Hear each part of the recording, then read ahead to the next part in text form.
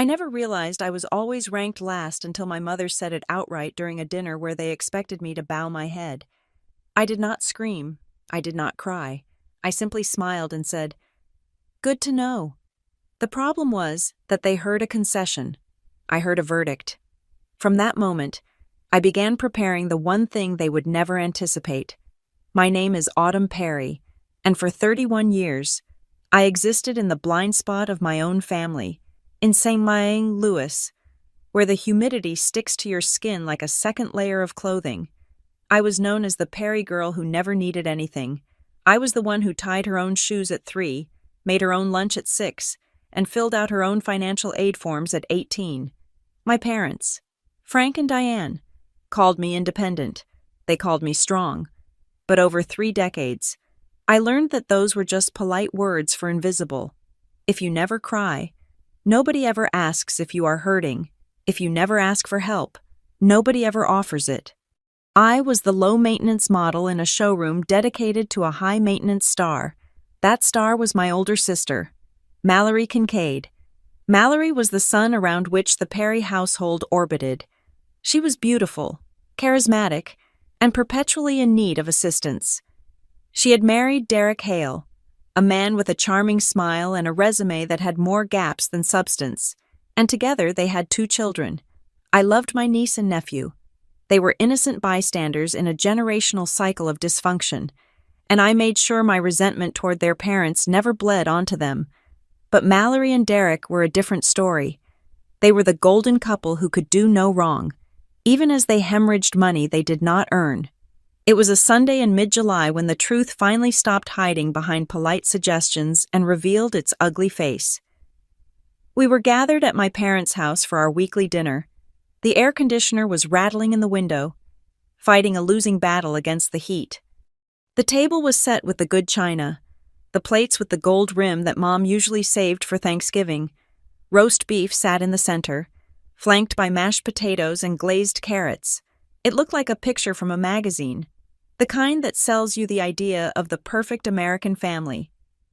I sat at the end of the table, near the kitchen door. This was my designated spot. It made it easier for me to get up and refill water glasses or clear plates, tasks that naturally fell to me because Mallory was too busy being the guest of honor in the home she grew up in. Frank was midway through a monologue about the cost of lumber.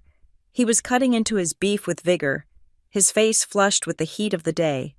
I told the contractor that $5,000 for a deck extension is highway robbery, my father said, waving his fork. But Mallory needs the space. The kids need room to run around safely. The backyard at their place is a mud pit right now. Diane nodded in agreement, spooning more potatoes onto Derek's plate. Exactly. And with summer coming, we have to think about enrichment. I was looking at that nature camp in the Ozarks. It is $2,000 for the season, but it would be so good for the little ones.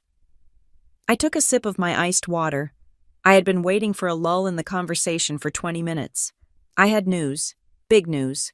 For the last 6 months, I had been working 80-hour weeks, analyzing data sets that made other people's eyes bleed. I had just secured a senior analyst position at a firm in Minneapolis.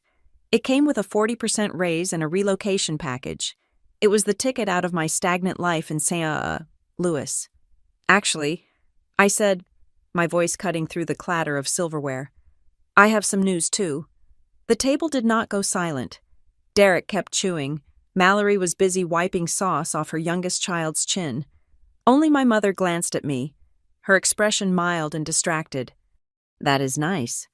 Autumn, Mom said, before turning back to Mallory.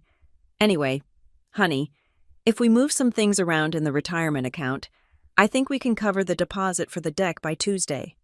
I felt a cold prickle at the base of my neck. It was not anger yet. It was disbelief. I had not even told them what the news was. I could have said I was dying or that I had won the lottery, and the reaction would likely have been the same. Mom, I said, a little louder this time, I am trying to tell you something important. I got a promotion. A big one. Frank looked up, finally acknowledging my presence. He frowned, as if I had interrupted a crucial negotiation. That is great, kid. Good job. He turned back to Derek. So, About the permit for the construction. I think I know a guy at the county office who can expedite it. I am moving, I said. That stopped them. Mallory looked up, her eyes wide. Moving where? Minneapolis? I answered. I start in a month. Diane set her fork down with a sharp clack. She did not look proud. She looked annoyed. Minneapolis. That is 6 hours away. Autumn, why would you go so far? Who is going to help us with the garage sale next month? Who is going to watch the kids when Mallory and Derek go to that marriage retreat? I am doing it for my career, I said, keeping my voice steady. And because they are paying me nearly double what I make now. I expected congratulations. I expected a toast. Instead, I got a sigh from my mother that sounded like a tire leaking air. Well, Diane said, picking up her napkin and dabbing her mouth. We can discuss that later. Right now, we need to focus on getting your sister settled. Her house needs work. Autumn, the foundation has cracks. The kids need a safe environment. I understand that, I said, and I could feel the heat rising in my cheeks. But I just told you I achieved something huge. Can we celebrate me for 5 minutes?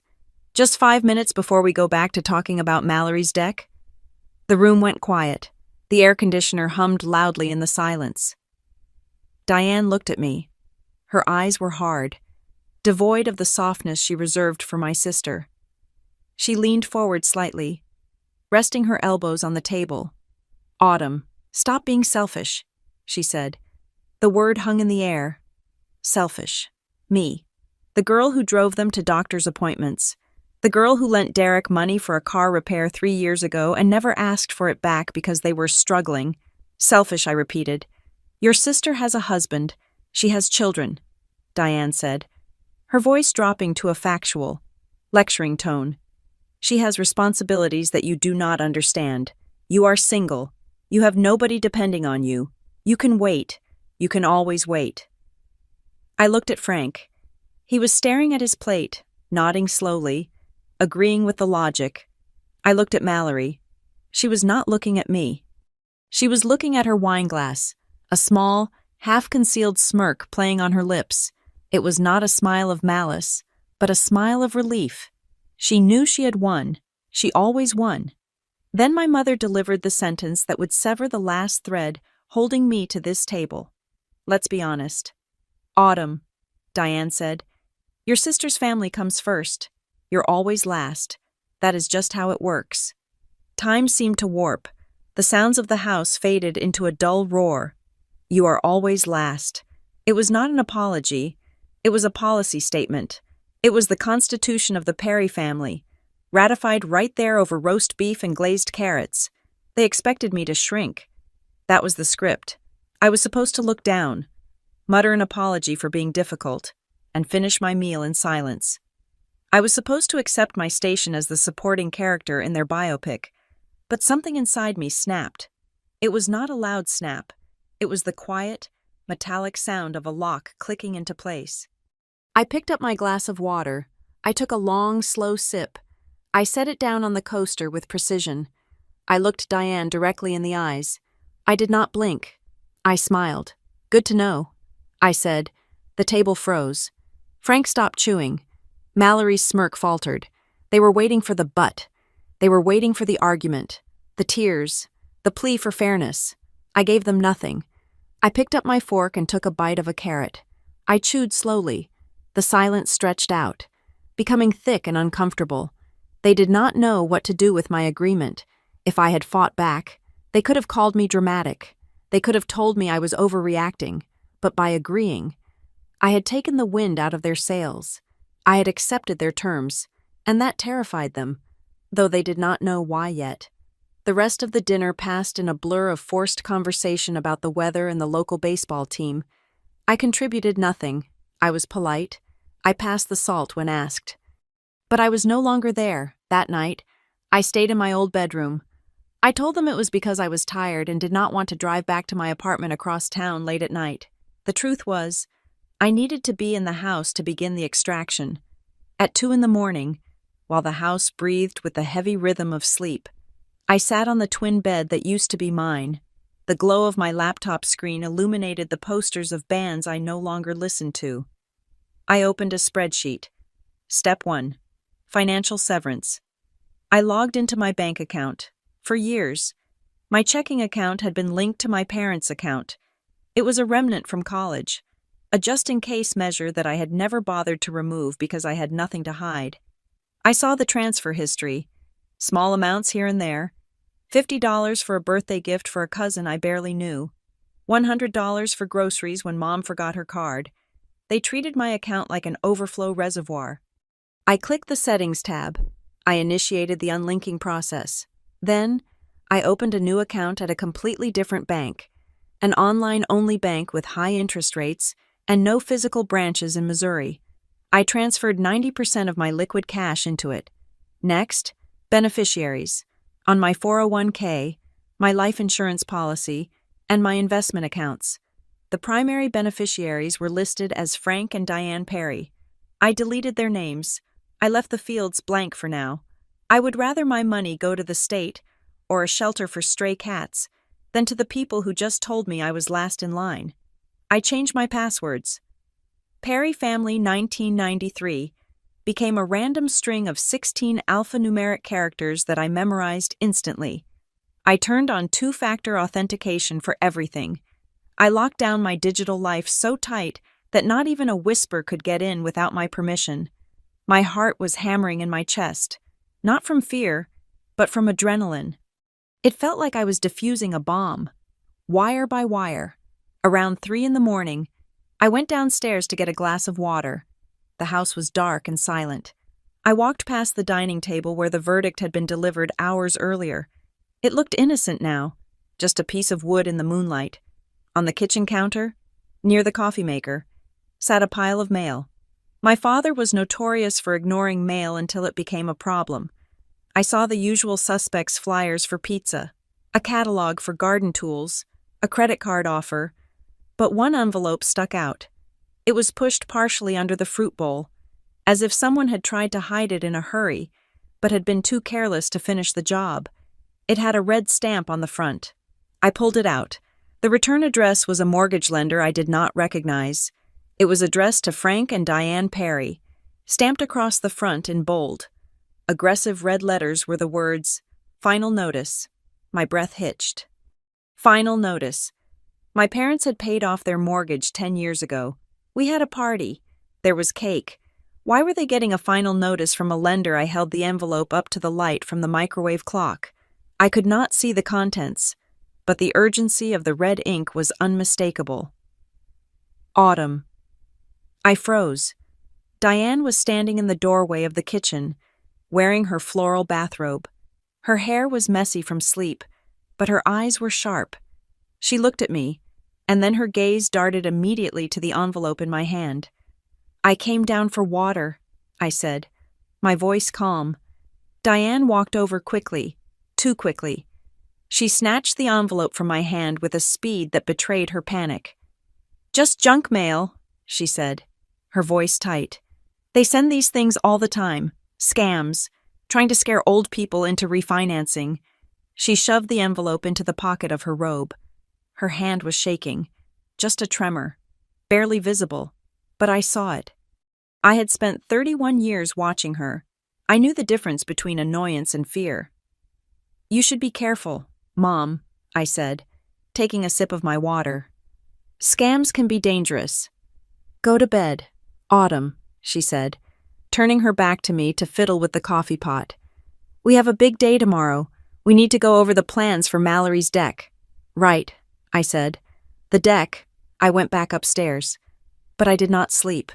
I lay in the dark, staring at the ceiling. The pieces were clicking together. The desperation to upgrade Mallory's house, the pressure for me to stay and help, the refusal to acknowledge my success because it might mean I would stop being their safety net. They were drowning. I did not know how deep the water was yet, or how heavy the stones in their pockets were, but I knew they were going under, and the final notice was just the first bubble reaching the surface. My mother had said I was always last. She thought she was putting me in my place. She did not realize she had just given me a head start. I closed my eyes and let the darkness take me. I did not know exactly when the financial accident would happen. I did not know if it would be a car crash or a slow bleed, but I knew one thing for certain. When the bill came due, when the walls started closing in and the red stamps turned into padlocks on the front door, they would not call Mallory. They would not call Derek. They would call me. And for the first time in my life, I would be ready to answer. Or perhaps, I would be ready not to answer at all. Good to know. Indeed. If you walk down the main hallway of my parents' house in St.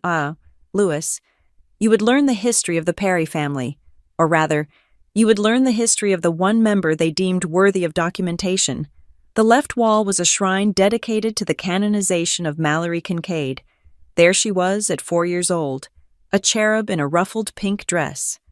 There she was at 10, holding a participation trophy from a dance recital as if it were an Olympic gold medal.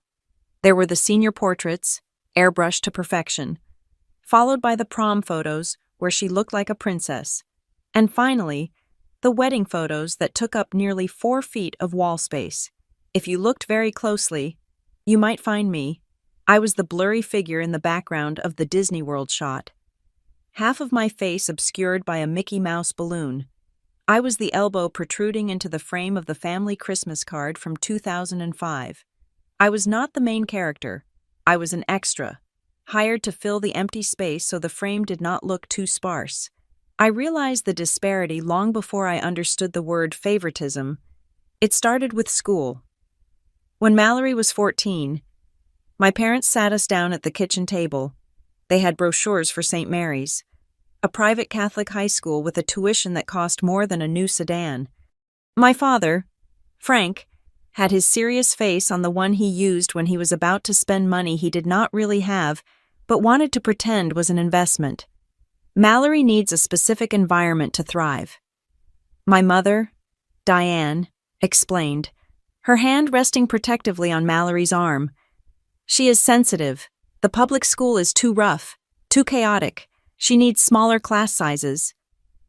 2 years later, when it was my turn to enter high school, there were no brochures.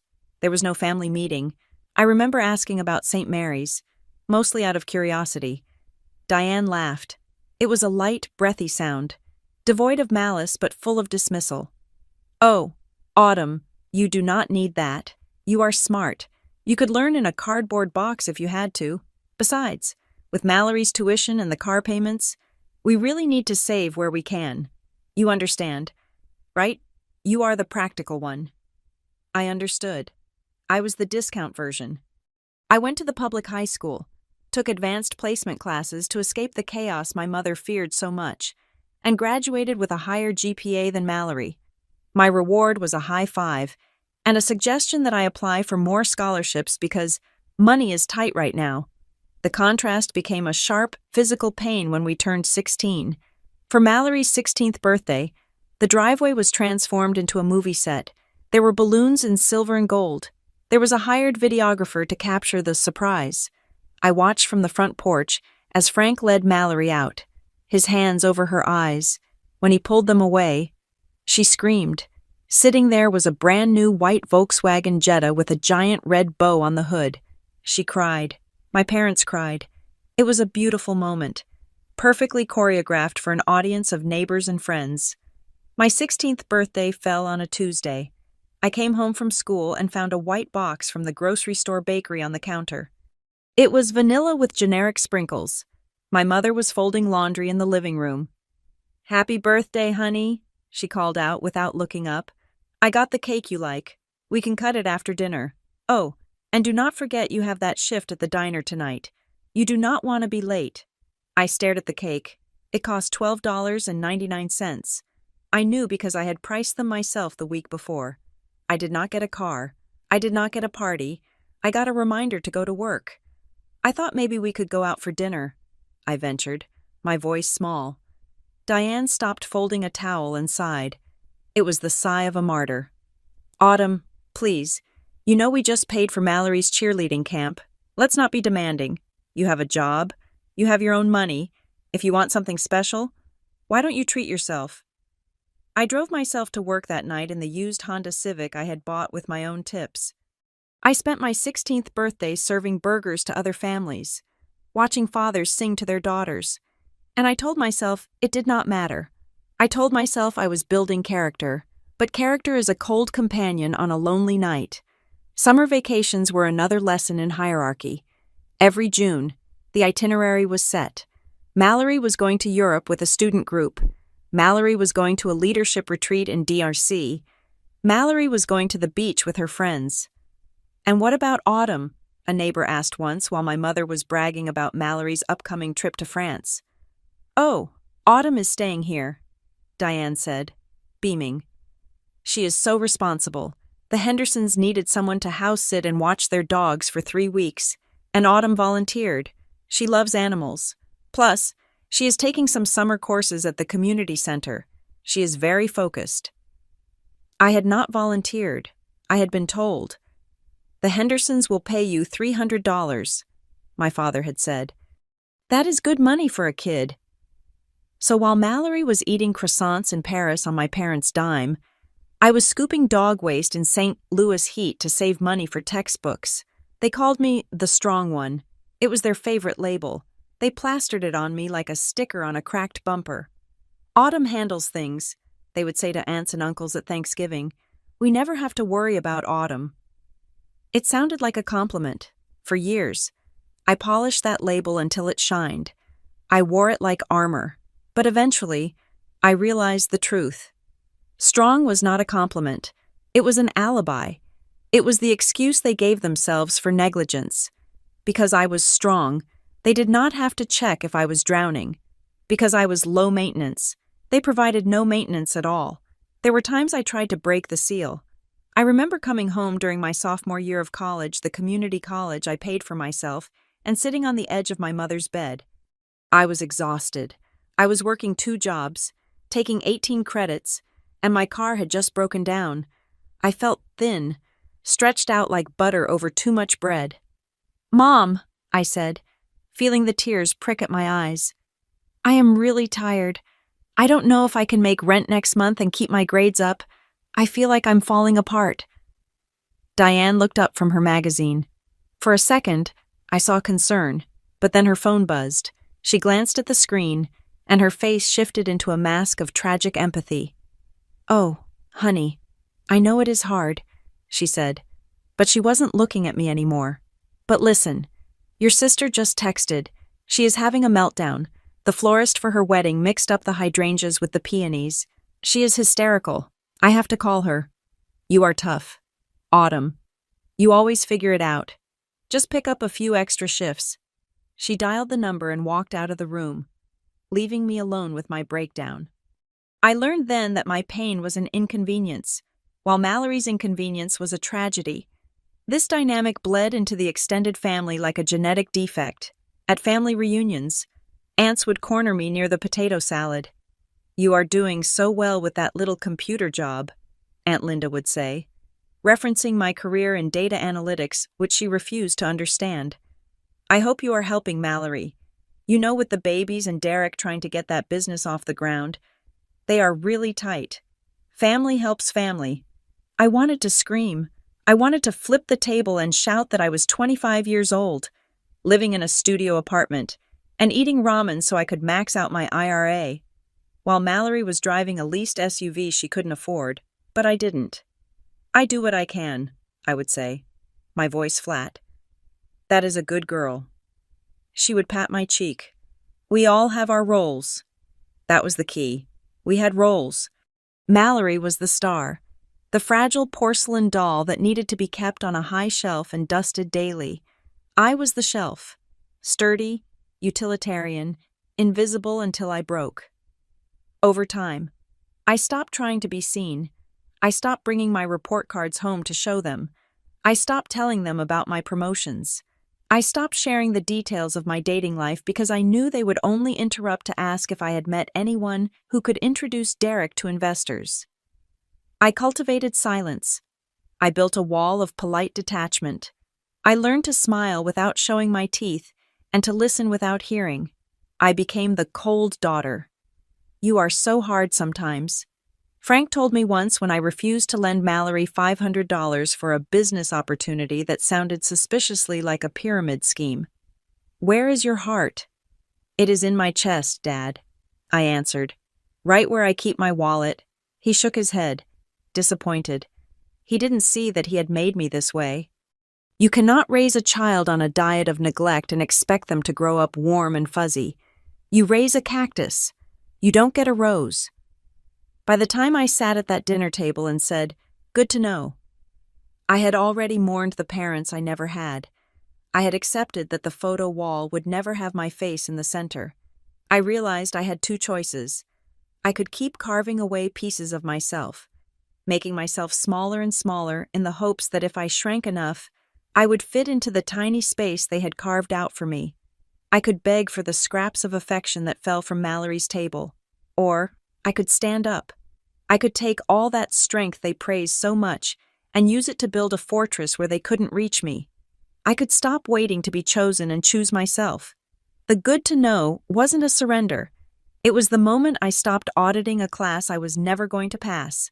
It was the moment I walked out of the classroom and locked the door behind me.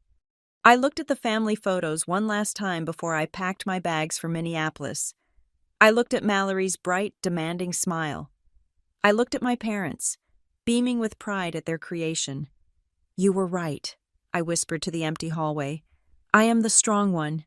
And they were about to find out exactly how dangerous a strong, invisible thing could be. While my sister was busy finding herself on the sunny beaches of Santa Monica, financed by what my parents called an essential investment in her future, I was busy finding ways to survive on 4 hours of sleep. Mallory attended a private liberal arts college in Los Angeles, where the tuition alone cost more than the assessed value of our neighbors' homes. My parents took out loans, dipped into their retirement, and refinanced the house for the first time. They justified it by saying Mallory needed to be near the industry, although to this day, I am not entirely sure which industry they meant. Since she majored in art history and minored in socializing, I stayed in St. Louis. I enrolled in the local community college because the tuition was $90 a credit hour, and I could pay for it in cash. My life became a study in binary opposition day and night, awake and asleep, red ink and black ink, from 5 in the morning until 1 in the afternoon. I worked at a convenience store off the interstate. I smelled permanently of burnt coffee and gasoline. I learned to spot a fake $20 bill by the texture of the paper and how to de-escalate a drunk customer with a free donut. Then, I would drive to campus, sit through lectures on macroeconomics and statistics, and head straight to my second job at the college's IT computer lab. That was where the shift happened. While other students were browsing social media, I was reading manuals. I was the girl in the corner rebooting servers and troubleshooting SQL database errors. I realized that data did not care if you were the favorite child. Data did not care if you wore hand-me-down clothes. Data was honest. If the code was right, it ran.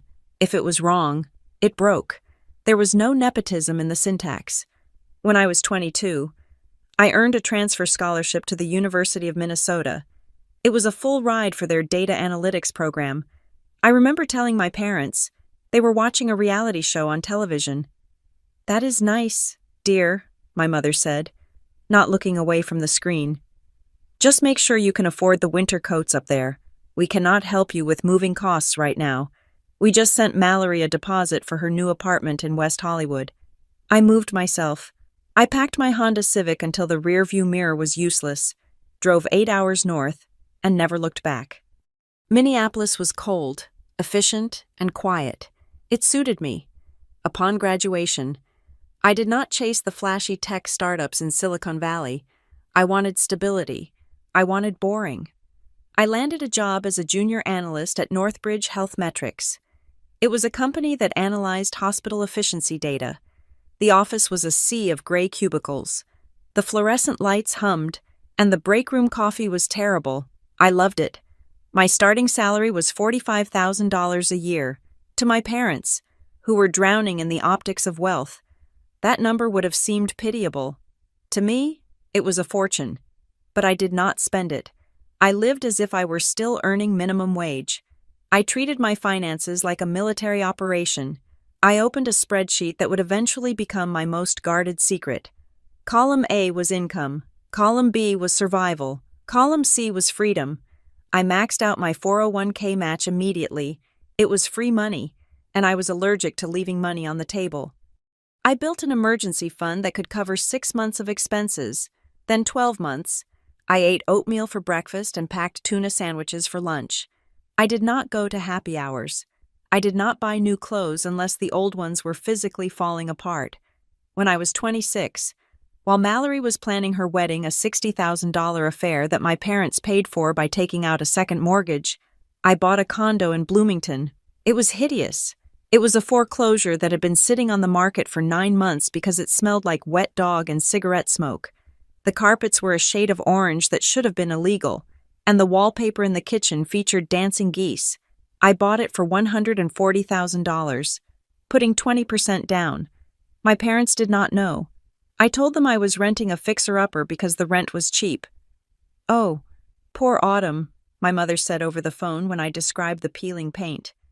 "Well, it is good to live humbly while you are young." I spent my weekends stripping wallpaper and watching YouTube tutorials on how to install laminate flooring. I learned how to replace a toilet flange and how to caulk a bathtub. I rented out the second bedroom to a nursing student named Sarah for $800 a month. That $800 covered 2/3 of my mortgage. I was not living in a palace, but I was living for free. 2 years later, I leveraged the equity in the condo to buy a duplex in St. Paul. It was a sturdy brick building from the 1920s with good bones and bad plumbing. I used my bonuses and my savings to fix the pipes. I lived in the smaller unit downstairs and rented out the upper unit to a young couple. The cash flow was positive from day one. I sat in my living room, listening to the radiator clank, and looked at my net worth on my laptop. It was growing. It was a quiet, steady climb, invisible to everyone but me. That was when I met Evan Cross. I needed a tax consultant because my situation was getting complicated with the rental income and the depreciation schedules. I found Evan's office in a strip mall next to a dry cleaner. He was not the kind of financial advisor who wore Italian suits and talked about crushing the market. He was a guy in his late 30s who wore sweaters that had seen better days and drove a Subaru with a car seat in the back. I sat in his office, surrounded by stacks of paper, and laid out my portfolio. I showed him the 401k, the Roth IRA, the brokerage accounts where I dumped every spare cent into low-cost index funds, and the real estate. Evan looked at the papers. Then he looked at me. He adjusted his glasses. "You are 30 years old?" he asked. "Yes," I said. "And you live on?" He tapped his calculator. 30% of your income. 25, if I bike to work in the summer, I corrected him. He leaned back in his chair. Why? It was the first time anyone had asked me that. Usually, people asked, how? How do you save so much? How do you afford a house? But Evan asked why. Because I need to be safe, I said. I need to know that if the world ends tomorrow, I can stand on my own 2 feet. Evan nodded slowly. Safety is good, but there is a difference between building a fortress and building a prison. You are hoarding cash like you are expecting a famine. Autumn, what are you preparing for? I am preparing for the day they call me, I said. I had never said it out loud before. My family, they are bad with money, terrible. And one day, the music is going to stop, and they are going to look for a chair, and I am the only one who built one. Evan did not offer pity. He did not tell me I should set boundaries or go to therapy, though he would suggest that later. In that moment, he just looked at the numbers. Okay, he said, if you are going to be the bank, let's make sure the bank is solvent. But I have one rule for my clients. Before you make any financial move, buying a property, selling a stock, loaning money to a cousin, you have to ask yourself one question. Does this serve your goals? Or does it serve someone else's expectations? Is this good for you? Is this good for you? The question was simple, but it felt revolutionary. It is good for me to be ready, I said.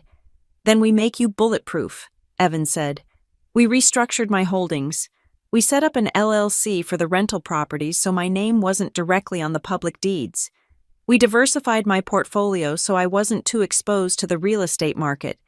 Evan became the voice of reason in my head, the counterweight to my paranoia. Meanwhile, the narrative in St. Louis remained unchanged. To Frank and Diane, I was still Autumn the struggler. When I visited for Christmas, I drove my old Honda. Even though I could have afforded a luxury sedan in cash, I wore simple clothes. I complained about the price of heating oil. They ate it up.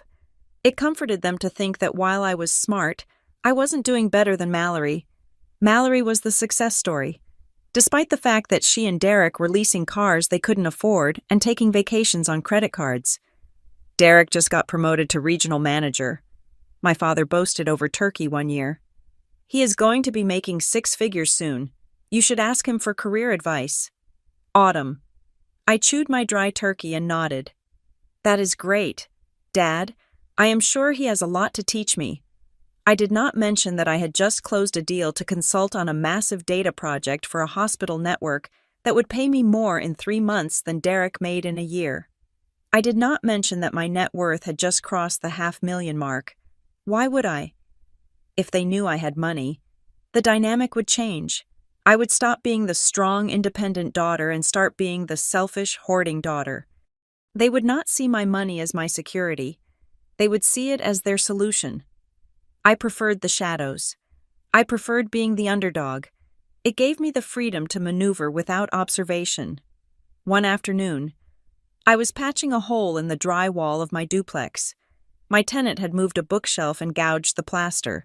I was covered in white dust, wearing old sweatpants, listening to a podcast about compound interest. My phone rang. It was my mother.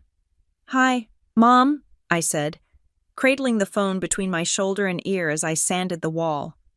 "Autumn, are you working?" she asked. "Always," I said. "Good. Listen, Mallory is looking at new furniture for the kids' rooms. She found these adorable bunk beds, but they are a bit pricey. I was wondering if you could maybe pitch in as a birthday gift for the twins. I know money is tight for you, but maybe you could pick up an extra shift at the lab." I stopped sanding. The dust settled in the air around me, caught in the shaft of afternoon sunlight. I hadn't worked at the computer lab in 8 years. They still thought I was scraping by on hourly wages. "I don't work at the lab anymore, Mom," I said. "Oh, right. The data thing. Well, whatever it is, can you send $200? It would mean so much to your sister." I looked at the wall I was fixing. I looked at the tools I had bought with my own money. I thought about the tenants upstairs who paid me rent on the first of every month like clockwork. "I can send 50, I said. "That is all I have in my budget right now." 50, she sighed. "Well, I guess every little bit helps. You really should try to be more ambitious." Autumn. Derek is thinking about buying a boat. "A boat?" I repeated. "That sounds nice." "It is," she said. "Okay, I have to go. Send the check to Mallory directly." She hung up. I put the phone down and picked up the sanding block. I scrubbed the wall harder than necessary, the friction creating heat under my fingertips. A boat. They were buying a boat and asking me for bunk bed money. "Is this good for you?" Evan's voice echoed in my head. "No," I whispered to the empty room, "but letting them think I am poor, that is very good for me." I finished the wall. I painted it a crisp, clean white. It looked brand new. That was the thing about building your own foundation. It was messy. It was exhausting. You got dust in your lungs and paint in your hair. But when you touched the wall, you knew exactly what was behind it. You knew where the studs were. You knew it wouldn't collapse when the wind blew. My family was building castles in the sky, decorated with debt and denial. I was building a bunker on the ground. And as I looked around my small, quiet, solvent life, I knew that when the storm finally hit, I would be the only one dry enough to light a fire. The dinner dishes were barely cleared when Mallory cornered me near the pantry. It was a tactical ambush she had perfected over decades.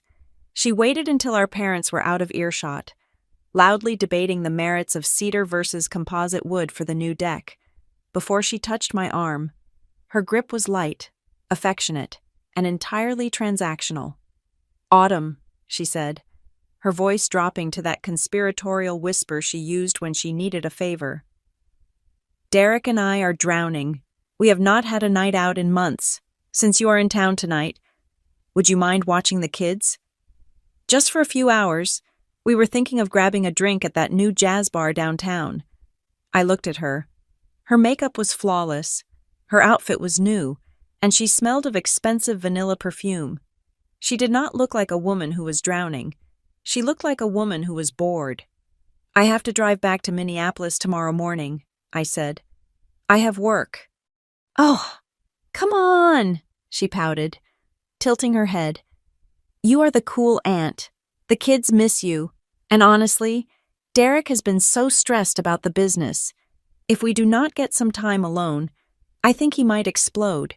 You do not want that on your conscience, do you?" There it was, the guilt, the subtle implication that the emotional stability of her marriage was somehow my responsibility. I looked past her into the living room. My niece and nephew, Leo and Sophie, were building a fortress out of sofa cushions. They were 6 and 4, innocent and oblivious to the power dynamics playing out in the kitchen. I loved them. They were the only reason I had not cut the cord years ago. They did not care about my job title or my bank account. They just wanted me to read them stories about dragons. "Fine," I said. "Go," Mallory squealed and hugged me. But her eyes were already scanning the room for her purse. "You are a lifesaver, seriously. Autumn, you are the best." I watched them leave 20 minutes later. Derek gave me a thumbs up as he backed his leased luxury sedan out of the driveway. I waved. Inside, I played Monsters with the kids. I read them 3 books. I tucked them in and sat in the hallway until their breathing evened out into sleep. It was peaceful. But as I sat there in the dim light of the hallway, listening to the house settle, I felt a shift in my chest. I realized that I had said yes out of habit. It was a reflex, trained into me like a dog learning to sit for a treat. Except I never got the treat. I just got the satisfaction of not being yelled at. "This is the last time," I whispered to the empty corridor. I meant it. This was the funeral for my compliance. When my parents came home, they were full of noise and opinions. They did not ask how the kids were. They did not thank me. Diane simply noted that I had left a light on in the kitchen and that electricity was not free. I went to my old bedroom, the room that still had the faded wallpaper from my teenage years, and lay on the twin bed. I stared at the ceiling. There was a water stain in the corner that looked like a map of a country that did not exist. For years, I had laid in this bed waiting to be chosen. I had waited for them to notice my grades, my work ethic, my pain. I had waited for them to say, "Autumn, you matter." The good to know at dinner had not been a quip. It had been a switch. I realized then that you cannot starve a person who knows how to feed themselves. I had spent my entire adult life building a table, cooking a feast, and setting a place for myself. Yet I kept leaving my own banquet to beg for crumbs at theirs. It was pathetic, and it was over. I did not need them to choose me. I needed to choose myself. The next morning, I left before breakfast. I did not wait for the ritualistic guilt trip about leaving early. I did not wait to hear about Mallory's hangover. I drove 6 hours back to Minneapolis in silence, not even turning on the radio. My mind was busy rewriting the terms of engagement. I initiated a protocol I called low contact. It was not a dramatic blocking of numbers. That would have provoked a reaction. A frantic chase that would have dragged me back into their drama. This was subtler. It was a slow fade. When Diane texted me on Tuesday asking if I had arrived safely 2 days after I had left, I did not reply immediately. I waited 4 hours. Then I sent a thumbs-up emoji, nothing else. When she called on Thursday to complain that the contractor for the deck was charging extra for materials, I let it go to voicemail. I listened to the message, deleted it, and texted back the next day. "Sounds frustrating. Hope you figure it out. Busy at work?" I stopped offering solutions. I stopped asking follow-up questions. I became a gray rock, uninteresting, unresponsive, and impossible to get blood from. 2 weeks later, Diane called me while I was grocery shopping. I answered because I was in the produce section and had nowhere to be. "Autumn, why are you being so distant?" she asked. Her voice was sharp, accusing. "Mallory said you barely responded to the pictures of the kids she sent, and you never call just to chat anymore. Are you depressed? Is it the job?" I picked up a bell pepper and examined it for bruises. "I am not depressed, Mom. I am great." "Then what is it? You act like you do not care about us." "I am just living my life, Mom," I said calmly. "I am focusing on my own things. That is what adults do." "Well, you do not have to be so cold about it," she snapped. "Your sister thinks you are mad at her." "I am not mad," I said, placing the pepper in my basket. "I am just busy. Too busy for family. Too busy to be the emotional crutch." I wanted to say. Instead, I said, "I have to go. Mom, the checkout line is moving." I hung up. My hand was shaking slightly, but I did not feel guilty. I felt lighter. Evan, my financial advisor and the closest thing I had to a confidant, noticed the change during our quarterly review. We were looking at the performance of my index funds, but he kept glancing at me. "You look different," he said. "Less like you are carrying a backpack full of bricks." "I put the bricks down," I said. "Good," he nodded. "But putting them down is the easy part. Not picking them back up when someone kicks them at your feet. That is the hard part. Have you thought about talking to someone? A professional. I know numbers, Autumn, but I don't know how to fix the wiring that makes you want to save everyone but yourself." I took his advice. I found a therapist named Dr. Eris. She was a woman with kind eyes and a spine of steel. In our third session, after I had spent an hour describing the dinner, the photos on the wall, and the good-to-know moment, she leaned forward. "Autumn," she said, "you have spent 31 years trying to move up a ranking system that is rigged against you. You are playing a game where the rules say you lose. My question is, where do you rank yourself in your own life?" The question hit me like a physical blow. I opened my mouth to answer, to say first, but the words stuck in my throat. Did I rank myself first, or did I rank my savings account first? Did I rank my safety first? Was I living, or was I just fortifying a bunker? "I don't know," I admitted. "That is the work," she said. "You have to stop auditing your worth based on their currency." I took that energy into my job. I stopped flying under the radar at Northbridge Health Metrics. I stopped letting other analysts take credit for my models. When the position for lead analyst opened up a role that oversaw the entire Midwest region's data strategy, I applied. I walked into the interview not as the girl who needed a job, but as the woman who owned 2 properties and could retire in 10 years if she wanted to. I negotiated. I pushed. I got the job. The promotion came with a 20% salary increase and, more importantly, a significant grant of restricted stock units. It was a life-changing amount of money. My first instinct was to pick up the phone. I wanted to call Frank. I wanted to hear him say, "Wow, Autumn, that is incredible." I wanted to hear Diane say, "We are so proud of you." I held the phone in my hand for 10 minutes, then I put it down. If I told them, the conversation would pivot. It would start with congratulations and end with, "Since you are doing so well, maybe you can help with." I did not tell them. I did not post it on social media. I signed the offer letter, went to a steakhouse by myself, ordered a $50 filet mignon, and toasted the empty chair opposite me. "To the last place fund," I whispered. That was the new name for my brokerage account. It was a private joke. If I was going to be last in their hearts, I would be first in the only metric that could actually protect me freedom. The months rolled by. Summer turned into autumn. Fittingly, the leaves in Minneapolis turned gold and crimson, and the air grew crisp. I kept my distance from St. Louis, visiting only once for a cursory weekend where I stayed in a hotel. "A hotel," Diane had scoffed. "Since when are you too good for your own bed?" "Since my back started hurting." I lied.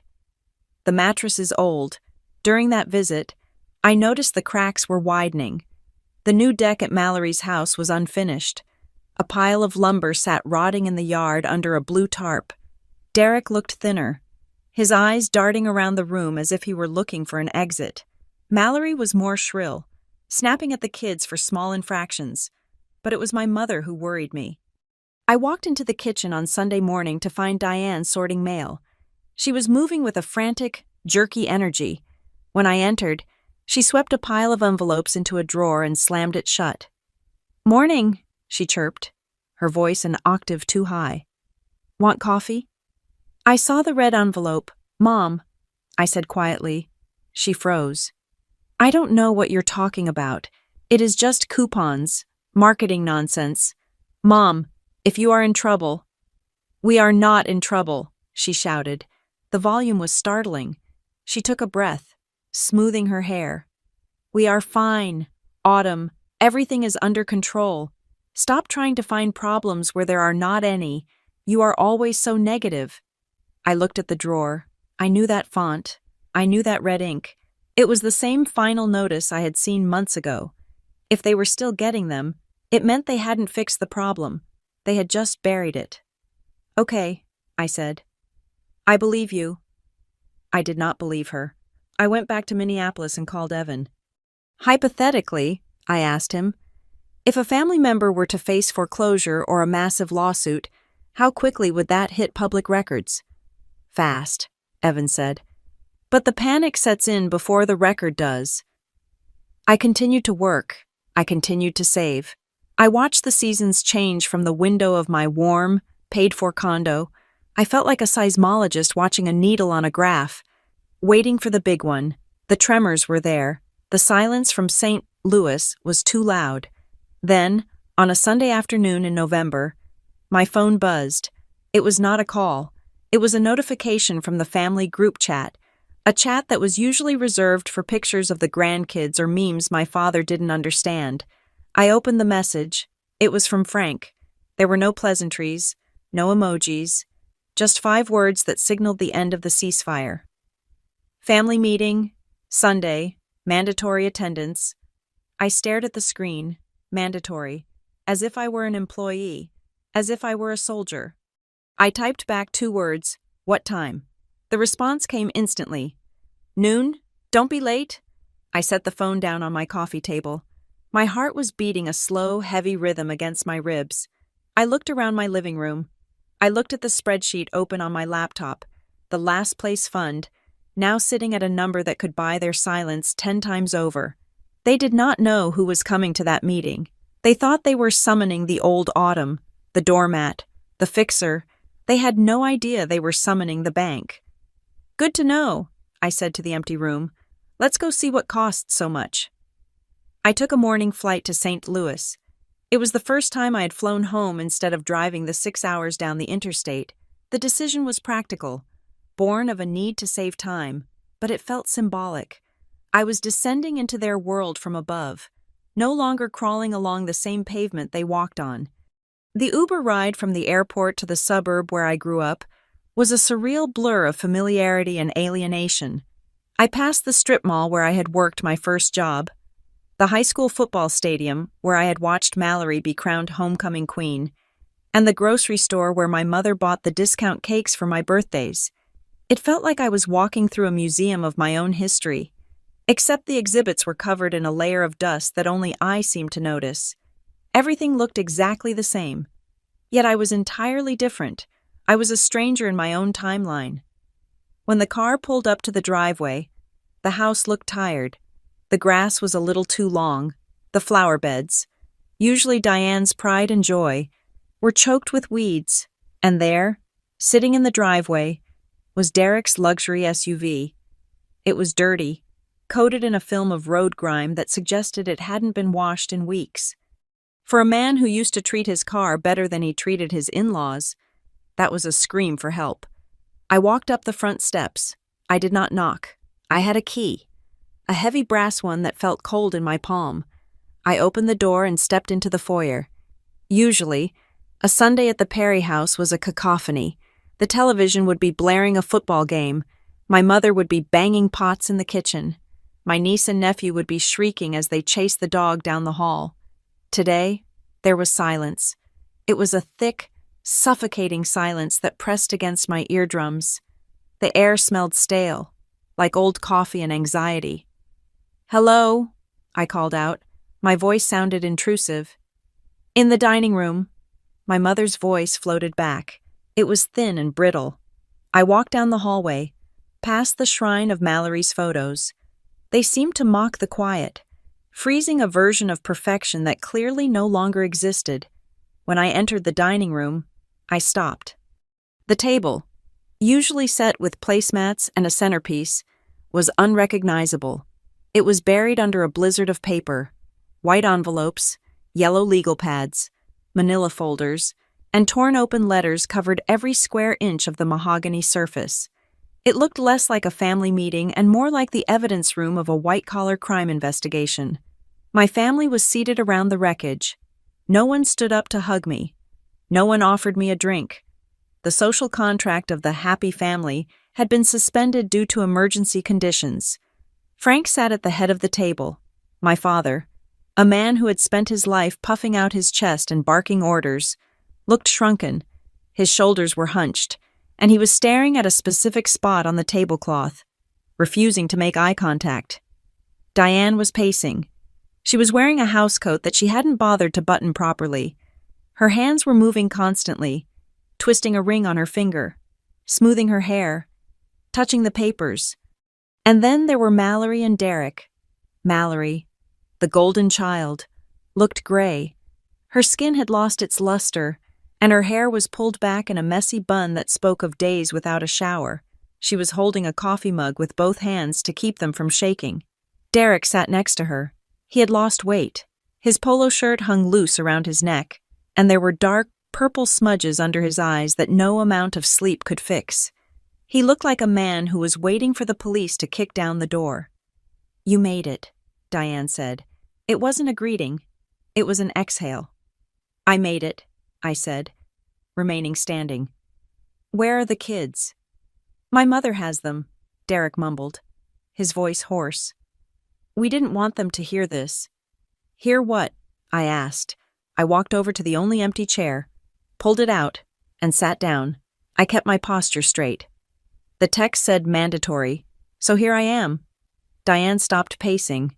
She looked at Frank, waiting for him to lead. When he didn't move, she took a breath and forced a smile that looked like a grimace. "We are just going through a bit of a rough patch. Autumn," she said.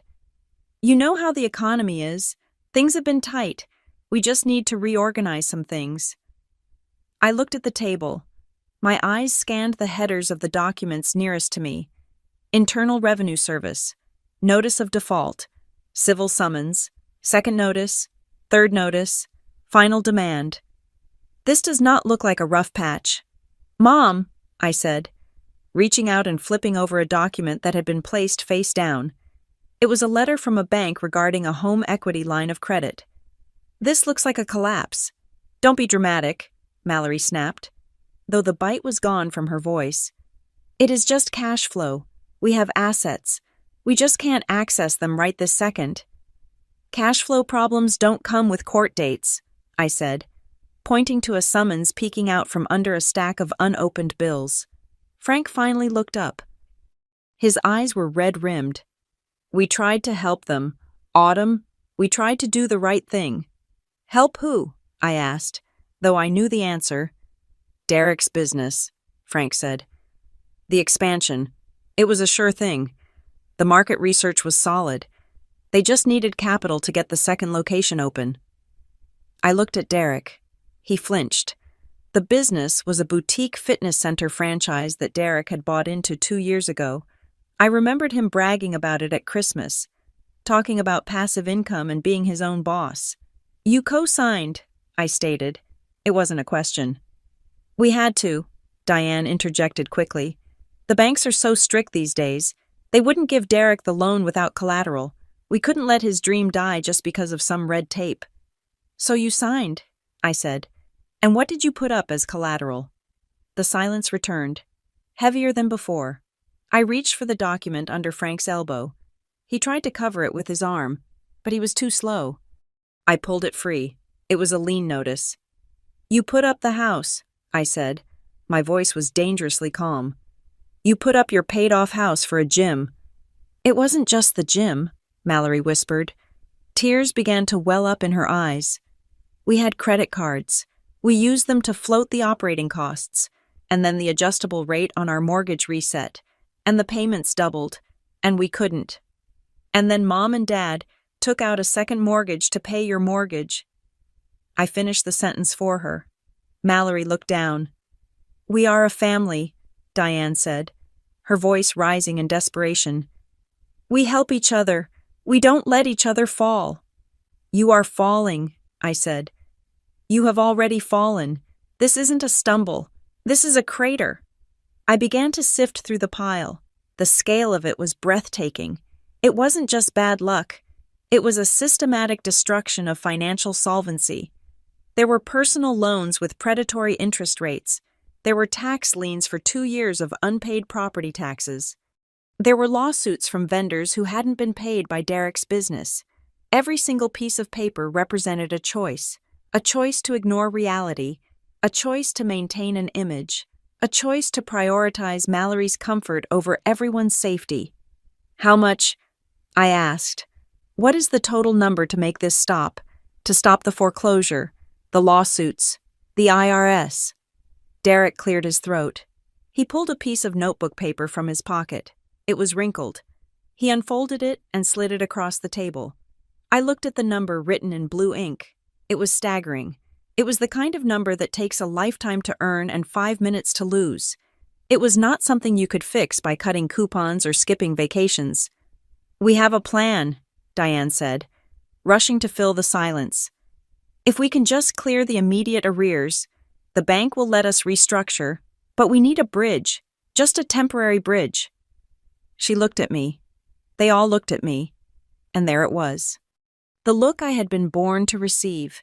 The look that said I was the harvest they had been growing for 30 years.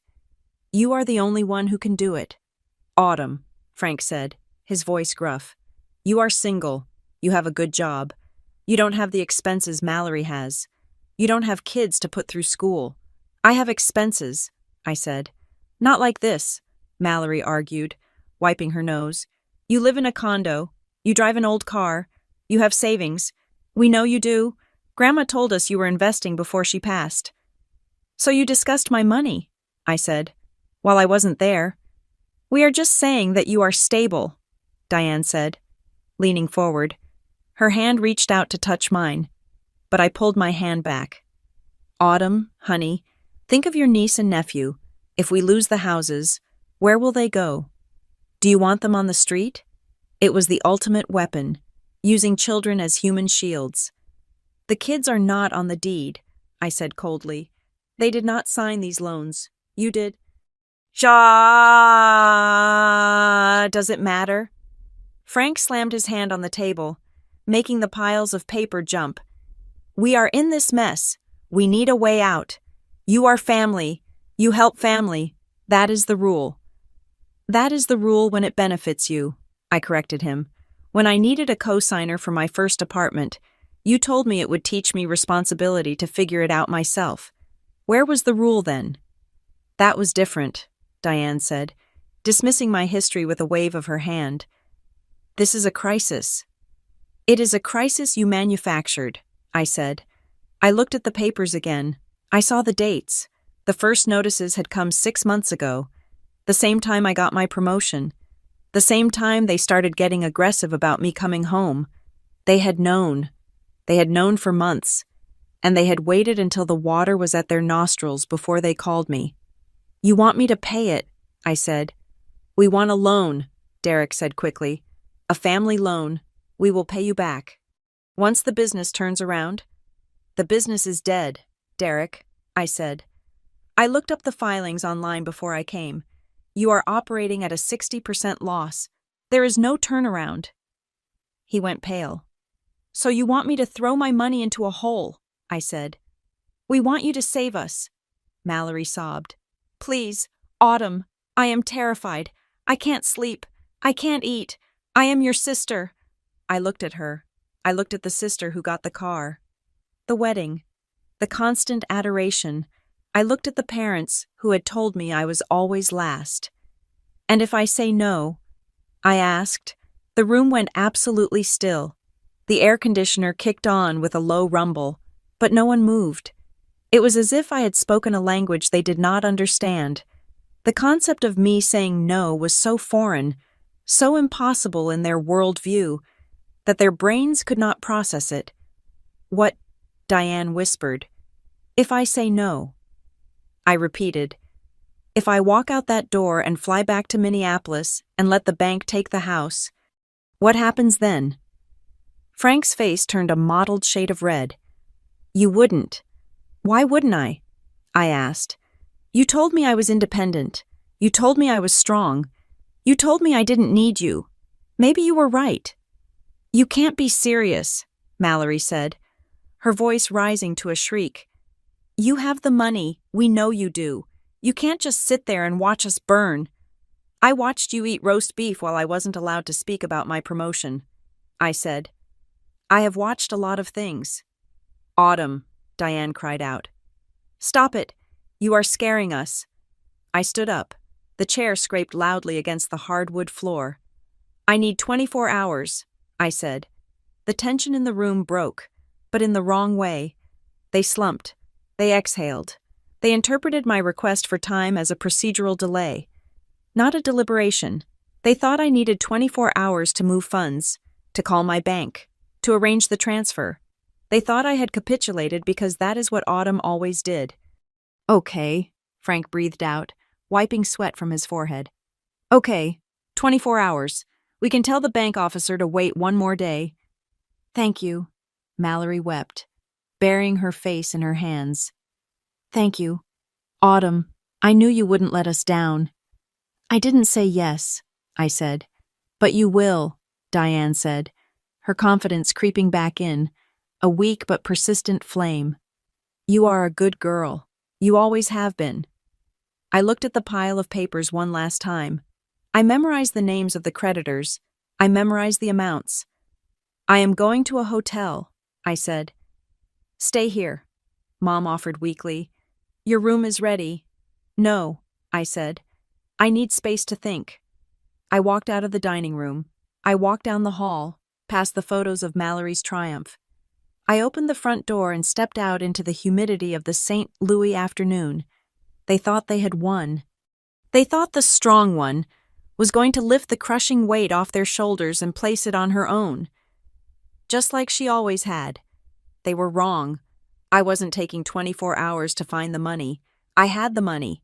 I was taking 24 hours to decide exactly what it would cost them to touch it. I pulled out my phone and dialed Evan. Start the clock, I said. I have the numbers. It is worse than we thought. Are you going to do it? Evan asked. I am going to do something, I said, watching the curtains of my parents' living room twitch as they watched me leave. But they aren't going to like the price tag.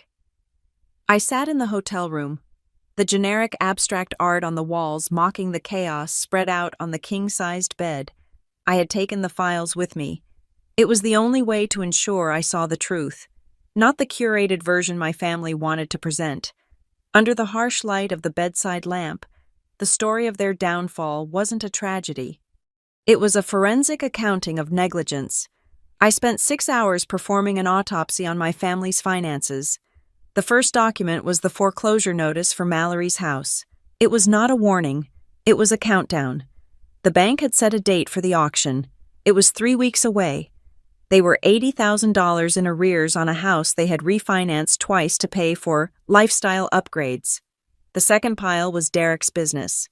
It was worse than I had estimated. The gym franchise wasn't just losing money. It was bleeding out from a severed artery. I found a lawsuit buried in a manila envelope. A customer had been injured on a treadmill that hadn't been serviced in 2 years. The insurance policy had lapsed the month before the accident, because Derek had skipped the premium payment to cover the lease on his SUV. The plaintiff was suing for $200,000. Derek had no coverage. He was personally liable. Then there were the taxes. 2 years of unpaid federal income tax. They hadn't even filed. They had just ignored the IRS, assuming that if they closed their eyes, the government would disappear. But the document that made my blood run cold was at the bottom of the stack. It was a deed of trust. I recognized the address immediately. It was my parents' house, the house I grew up in, the house Frank had proudly paid off a decade ago, the house that was supposed to be their retirement security. They had taken out a high-interest private equity loan against it 6 months ago. The interest rate was 14%. The principal was massive. They had liquidated their safety net to pour concrete into the bottomless pit of Mallory's bad decisions. I stared at the paper. They hadn't just bet the farm. They had bet their twilight years. If Mallory went down, Frank and Diane would be homeless. I didn't sleep. The next morning, I drove back to the house. The 24 hours weren't up, but I had seen enough. When I walked into the kitchen, the atmosphere was brittle. Diane was making pancakes, a frantic attempt to normalize a Sunday that was anything but normal. Frank was staring into his coffee. Mallory and Derek were not there. Presumably, they were hiding from the reality I represented. I dropped the stack of papers onto the kitchen table. The sound was heavy, like a judge's gavel. "I read them," I said. Diane turned from the stove, spatula in hand. She looked hopeful, which turned my stomach. "And you see, it is just a liquidity issue, right? Once we get past this hump." "There is no hump, Mom," I cut her off. "There is a cliff, and you have already driven off it." Frank looked up. "Don't speak to your mother that way." "I am speaking to her like a creditor," I said. "Because that is what you want me to be. I saw the loan on this house. You mortgaged your retirement for a gym that doesn't have insurance." "We had to believe in them," Frank said, his voice shaking. "Derek said he just needed 6 months." "Derek lied," I said. "Or he is delusional. Either way, the money is gone." Mallory walked into the room then, wearing pajamas, looking small and fragile. She saw the papers on the table and flinched. "Did you decide?" she asked. Her voice was a whisper. "I decided that this is a disaster," I said. Diane rushed to Mallory's side, wrapping an arm around her. "Autumn, please, think of the children. Leo and Sophie love their school. If they lose the house, they lose their district, they lose their friends. Do you want to be the reason your niece and nephew have to leave their home?" It was a tactical strike. She was using the kids as human shields, holding them up so I couldn't fire at the adults hiding behind them. "Stop it," I said. My voice was low, but it silenced the room. "Do not use those kids as leverage. Leo and Sophie are not invoices. They are not bargaining chips to be traded for a check. They need parents who aren't insolvent, not a specific zip code." "It is temporary," Derek shouted from the doorway. He looked disheveled, his eyes wild. "I have a new marketing plan. I have a lead on a corporate contract. I just need the lawsuits to go away so I can focus. It is a temporary cash flow problem." I turned to him. I looked him up and down, dissecting him with the same cold precision I used on data sets. "Derek," I said, "you have a judgment coming for $200,000. You have the IRS auditing you for back taxes. You have a mortgage that is 3 months behind. That is not temporary. Compound interest is not temporary. Legal fees are not temporary. You are mathematically eliminated." "Family stands together," Frank roared. He stood up, knocking his chair over. "That is the bottom line, Autumn. When the chips are down, family stands together. We don't analyze. We help." I looked at my father. I saw the fear behind his anger. He wasn't yelling at me because I was wrong. He was yelling because he knew I was right. And he needed me to be wrong so he could sleep at night. "Standing together," I repeated. "Is that what we are doing? Because from where I am standing, it looks like you are asking me to stand in front of you and take the bullet." "You have the resources," Diane pleaded. "You are safe. We just need you to share some of that safety." "I am safe because I didn't do this," I said, gesturing to the papers. "So you are saying no?" Mallory's voice cracked. "You are just going to leave." I looked at the clock on the microwave. I had a flight to catch. I needed to get out of this house before the guilt fumes suffocated me. I am saying I need to consult my financial advisor. I lied. This is too big for me to move alone. I have to go back to Minneapolis to unlock the funds if I'm going to do this. It was a dangling carrot. It was cruel, perhaps, but it was necessary. If I said a hard no right there, they might have physically blocked the door. They were desperate people. Okay, Frank said, exhaling. Okay, go. Talk to your guy. But hurry. Autumn, the bank date is set. I know, I said. I gathered my things. I did not hug them. I walked out of the house that was already owned by a private equity firm, got into my rental car, and drove to the airport. On the flight back, I stared out the window at the clouds. I felt sick. The easy thing would be to write the check. I could do it. I could liquidate the last place fund. I could sell the condo. I could save them. But if I saved them, what would happen? They would learn that there are no consequences. They would learn that Autumn is the infinite safety net. They would keep the house, keep the cars, keep the illusion. And in 2 years, when the money ran out again, they would call me again. I would be buying their denial, not their freedom. But if I didn't save them, they would lose everything. My parents would lose their home. Mallory would lose her status. The kids would have their lives upended. Was I willing to be the executioner? Was I willing to watch my parents live in a rented apartment in their 70s because I refused to open my wallet? I landed in Minneapolis in the late afternoon. The air was biting cold, a sharp contrast to the humid heaviness of St. Louis. I drove straight to Evan's office. He was waiting for me. He had a pot of coffee brewing. I laid the copies of the documents on his desk. He went through them in silence. He whistled low when he saw the parents' home equity loan. They are underwater, Evan said. Completely. If you pay this off, you are throwing $500,000 into a fire. I know, I said, but they are my parents. Evan took off his glasses and rubbed the bridge of his nose. Autumn, I am not going to tell you what to do. It is your money. But I am going to ask you the question I ask everyone in this position. He looked me in the eye. What is the price of saving them? He asked. I don't mean the money, I mean the cost to your soul. If you save them, you own them, you become their parent, you become the enabler. Are you ready for that dynamic for the next 20 years? I remained silent. And, he continued, what is the price of not saving them? Can you live with the guilt? Can you sleep knowing they are evicted? I don't know, I whispered. There is a third option, Evan said. We structure a bailout that isn't a gift. It is a receivership. You take control, total control. They lose the right to make decisions. They will hate that, I said. They will hate being homeless more, Evan countered. But before we even draft that proposal, we need to make sure we have the full picture. Did you run the full credit sweep I told you to? I pulled the files on the house, I said. I didn't run a full sweep on myself. I lock my credit. Nothing gets in or out. Humor me, Evan said. Sometimes, when desperate people have access to old paperwork, things happen. Let's just make sure your fortress is as secure as you think it is. I opened my laptop. I logged into the credit monitoring service I used. I felt confident. I had two-factor authentication. I had freezes in place. The screen loaded. The dashboard appeared. My credit score was pristine, 810. But then, I saw a notification bell in the corner. A new account alert from 3 months ago. I frowned. That is weird. I haven't applied for anything. I clicked on the alert. The blood drained from my face so fast I felt dizzy. It was a personal loan.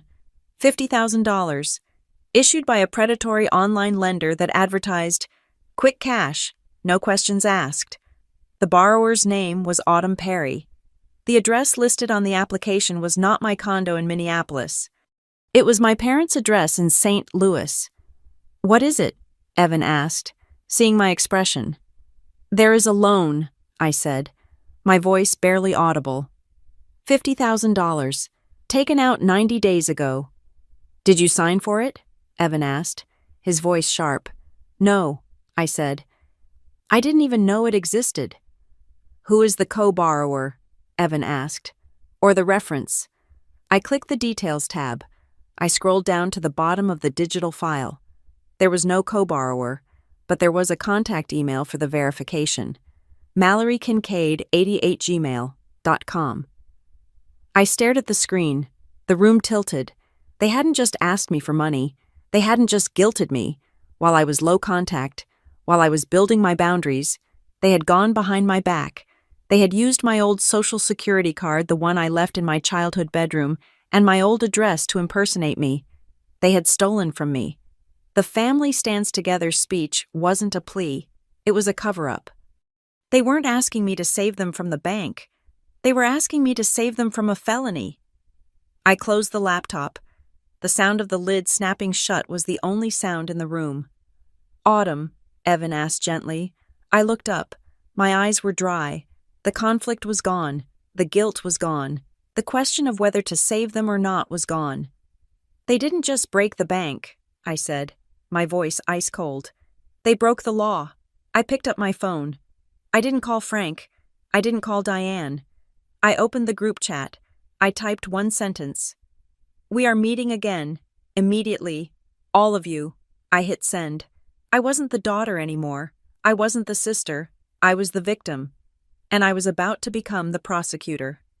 The fluorescent lights of Evan's office hummed with a low, electric buzz that felt like the soundtrack to my life's dismantling. We had erased the whiteboard 3 times in the last hour. The air smelled of dry erase markers and stale coffee. Run the numbers again? I said, staring at the red line dipping below the x-axis on the graph Evan had drawn. I have run them 4 times. Autumn, Evan said, capping the marker with a sharp click. The math does not change because you want it to. If you liquidate your brokerage account to pay off the arrears on your parents' house, settle Derek's lawsuits, and clear the tax liens, you are looking at a cash outlay of nearly $300,000 immediately, plus the carrying costs while they stabilize. He turned to his computer and tapped a few keys. If you pull that from your 401k and your taxable accounts, you trigger capital gains taxes and penalties. You lose the compound interest that money would have earned over the next 30 years.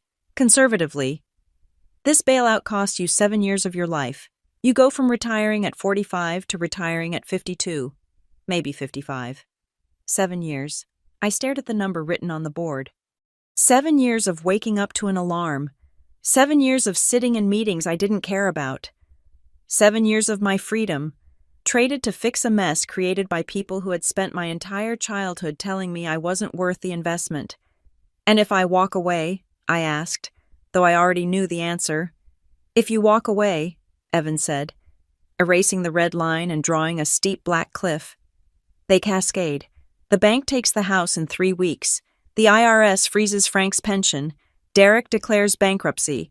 But the lawsuit judgment follows him because it involves negligence. They lose everything. The stress likely causes a health event for your father. The family unit disintegrates. I sat back in the leather chair. It was a binary choice. Sacrifice myself, or execute them. There has to be a third way, I said. There is, Evan said slowly, but it is ugly, and it is not something a daughter does. It is something a venture capitalist does when taking over a failing company. I am not a daughter right now, I said, thinking of the $50,000 loan taken out in my name. I am a creditor. Then we treat this like a hostile takeover, Evan said. We don't give them a gift. We give them a restructuring package. We wrap the money in so much barbed wire that they can't touch a cent without bleeding unless they follow your rules. I want a lawyer, I said. Not a family lawyer, a corporate shark. Evan smiled, a grim, tight expression. I know a guy. His name is Marcus. He eats distress for breakfast. We met Marcus the next morning. His office was glass and steel, overlooking the Minneapolis skyline. He wore a suit that cost more than my first car. He listened to my story without a shred of sympathy. To him, my family wasn't a tragedy. They were a liability to be managed. We form an LLC, Marcus said, typing on a laptop as I spoke. Let's call it AP Recovery Holdings. The LLC lends the money, not you. This creates a psychological and legal barrier. If they default, they aren't stiffing their daughter. They are defaulting on a corporate contract. We secure the loan against everything they have left: the furniture, the jewelry, Derek's future wages. We take a second lien position on the house behind the private equity firm, and we buy out the equity firm's note so we become the primary lien holder. So I own their house, I said. Essentially, Marcus nodded. But money isn't enough. You need behavior modification. Otherwise, they will burn through your cash in 6 months and be back at square one. We spent the next 6 hours drafting the term sheet. It was the most ruthless document I had ever created. It was a manifesto of control. Condition 1, I dictated, pacing the conference room. Asset liquidation. They don't get to keep the toys while I pay for the roof. We listed the assets. Derek's leased luxury SUV gone. He would have to drive a used sedan or take the bus. Mallory's membership at the exclusive athletic club canceled. The cleaning service that came twice a week canceled. The premium cable package canceled. Condition 2, Evan added, financial oversight, total transparency. We wrote it into the contract. They would have to submit to a strict monthly budget, drafted by me. Every receipt over $50 had to be uploaded to a shared drive. No more cash withdrawals, no more hidden credit cards, and mandatory monthly meetings with a financial counselor of my choosing, Evan, to review their compliance. Condition 3, I said, my voice wavering slightly before hardening. The psychology. This was the hardest part to quantify, but the most necessary. 12 months of family therapy, I said. Mandatory attendance for Frank, Diane, Mallory, and Derek, and not just any therapist. I pick the specialist, someone who deals with enmeshment, narcissistic family systems, and financial infidelity. Hard to enforce legally, Marcus noted, tapping his pen. Make it a condition of the disbursement, I said. If they miss a session, the interest rate on the bailout loan jumps from 3% to 18%. Hit them in the wallet. Done, Marcus said. Condition 4, I said. And this was the one that made my stomach tighten. Identity protection. I hadn't told Marcus or Evan about the specific fraudulent loan I had found yet. I wanted to see my family's faces when they read this clause. They must sign a sworn affidavit stating they have never used my personal information to obtain credit, I said, and a permanent injunction that if they ever attempt to use my name, social security number, or credit profile in the future, the entire loan becomes due immediately, and I retain the right to prosecute to the full extent of the law. Marcus looked up. That is standard language, but you are emphasizing it. Do you suspect something? Let's just say I am closing the barn door, I said. And condition 5, I said. I walked to the window and looked out at the city. I thought about the whispers at the reunions. I thought about Aunt Linda asking if I was helping my poor sister. I thought about the narrative that I was the cold, ungrateful child. I want the truth, I said. In writing, Marcus asked. In public. I said. They have to tell the extended family. No more Autumn is struggling. No more Autumn is selfish. They have to send a letter, approved by me, to the aunts and uncles explaining that I have stepped in to save the family home. I am done being the villain in their story while I pay for the production. That is humiliation, Evan warned softly. No. I turned back to them. That is accountability. They can keep their dignity if they can pay their own bills. If they want my money, they take my truth. We finalized the document. It was 30 pages of dense legalese. It was a cage, yes, but it was a cage that would keep them safe from the wolves and from themselves. While Marcus finalized the paperwork, I went to work on the digital front. I treated my identity like a compromised server. I contacted the 3 major credit bureaus and placed a security freeze on my file. No one could pull my credit without a unique PIN that only I possessed. I signed up for a service that scanned the dark web for my social security number. I changed every password I owned to a 20-character random string. I set up alerts on my bank accounts for any transaction over 1 cent. I was sealing the hull of my ship. I also did something I hadn't done before. I printed out a timeline. I went through my old emails, my old bank statements, and constructed a chronological history of every time I had bailed them out. The $50 here, the $100 there, the times I paid for dinner, the times I bought school supplies for the kids. I summed it up. Over 10 years, even while struggling, I had given them nearly $15,000 in small, forgotten increments. They called me cheap. The data proved I was the most generous person in the family. Relative to my treatment, by Wednesday, the package was ready. Marcus handed me a thick binder. The cover was black leather. Inside was the future of the Perry family. "This is aggressive," Marcus said, handing it to me. "Most families won't sign this. They will say, it is insulting." "They don't have a choice," I said. "The bank auction is in 19 days. I am the lender of last resort." "If they sign this," Evan said, walking me to the door, "you own them. Make sure you actually want that. Being a landlord to your parents is not a fun job." "I don't want to be their landlord," I said, gripping the binder. "I want to be free of them, and the only way to be free is to make sure they can never drag me down again." I went back to my condo. I sat at my kitchen table with the binder. I opened my label maker. I typed out a single word in bold, black capital letters. First, I peeled the sticker off and smoothed it onto the cover of the binder. For 31 years, the family motto had been, "Autumn is last." Not anymore. This contract put me first. My security first, my terms first, my future first. I packed my bag. I put the binder in my briefcase next to my laptop. I booked a flight for the next morning. I wasn't going back to St. Louis to argue. I wasn't going back to cry or to be guilt-tripped. I was going back to close a deal. I checked my phone. There were 3 missed calls from Mallory and a text from Diane. "Please tell me you are coming. Dad is having chest pains from the stress." I didn't reply. I didn't feel the familiar spike of panic. Chest pains were a symptom. I was bringing the cure. But the cure was going to taste bitter, and they were going to have to swallow every single drop. "Good to know," I whispered, zipping up my bag. The flight was at 6 in the morning. I went to bed early and slept soundly. It is amazing how well you sleep when you stop trying to be a savior and start being a CEO. I walked back into the house in St. Louis exactly 48 hours after I had left it.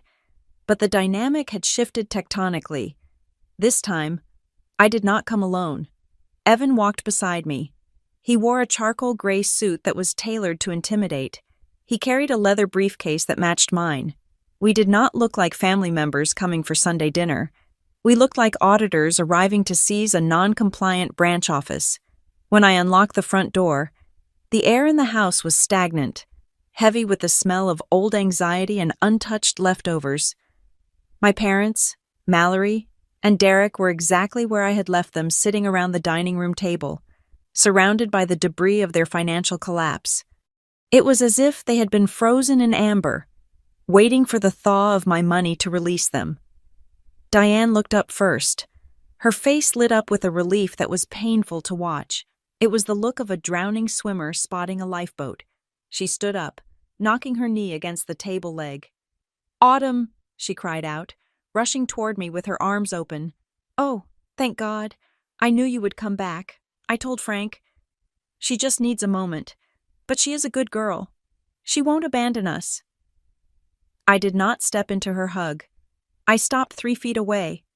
Evan stopped right beside me, a silent, unmoving pillar of granite. Diane's arms faltered and dropped to her sides. She looked at Evan, confused. "Who is this?" "This is Evan Cross," I said, my voice devoid of inflection. "He is my financial advisor and the trustee of my assets. He is here to witness the conversation." "Witness?" Frank asked, his brow furrowing as he remained seated. "We don't need witnesses. We are family.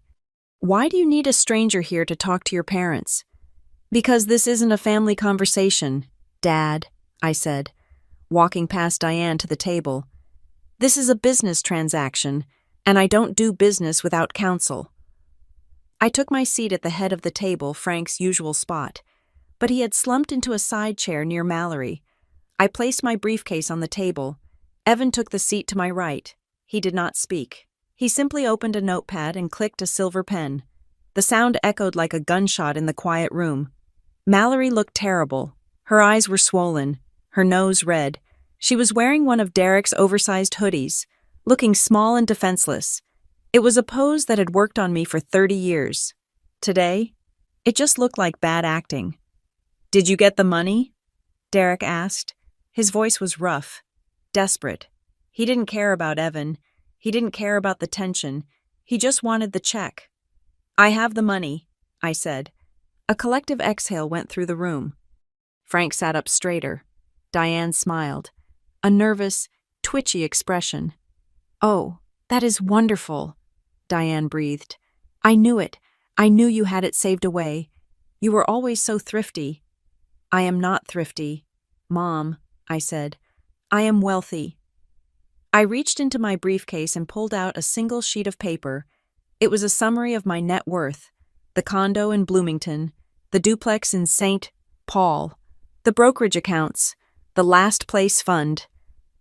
I slid the paper across the polished wood until it rested in front of Frank. He looked down. He squinted. Then his eyes went wide. He picked up the paper, his hands trembling slightly. "This," he stammered. "This says over $700,000. The room went dead silent. Mallory snatched the paper from his hand. Her eyes scanned the numbers, darting from the real estate equity to the liquid assets. Her mouth fell open. "You have nearly $1 million, she whispered. The shock in her voice was mixed with something else: betrayal. "How you work in a cubicle. You drive a Honda." "I work hard," I said. "I invest, and I don't buy things I cannot afford to impress people I do not like." Diane stared at me as if I had just taken off a mask. "Why didn't you tell us? We have been sitting here worrying about groceries, and you have been sitting on a fortune. Why did you hide it?" "I didn't hide it," I said calmly. "I told you I got a promotion. You talked about the deck. I told you I bought a rental property. You asked if I needed $50 for bunk beds. I told you. You just didn't listen because it didn't fit the story you wanted to tell about me." "We could have used this," Derek muttered, staring at the paper as if it were a winning lottery ticket he had lost. "If we had known you had this kind of capital, the banks would have given us better terms. We could have expanded faster." "You are not listening," I said, my voice cutting through his fantasy. "This is not your money. It is mine. And right now, you are looking at it like sharks looking at blood. That is exactly why I didn't tell you." Okay. Frank waved his hand dismissively.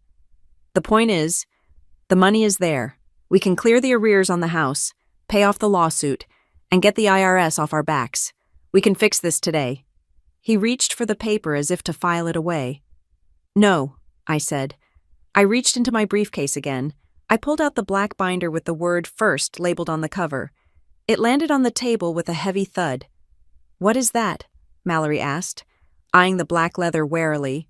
"That is the solution," I said. "You want my money? It is in there, but it doesn't come free." Frank frowned. He reached out and opened the binder. He read the first page, then the second. His face turned a deep, dangerous shade of purple. "A loan." He spat the word out. "You are structuring this as a loan with an LLC. AP Recovery Holdings," I said. "That is the entity lending you the funds."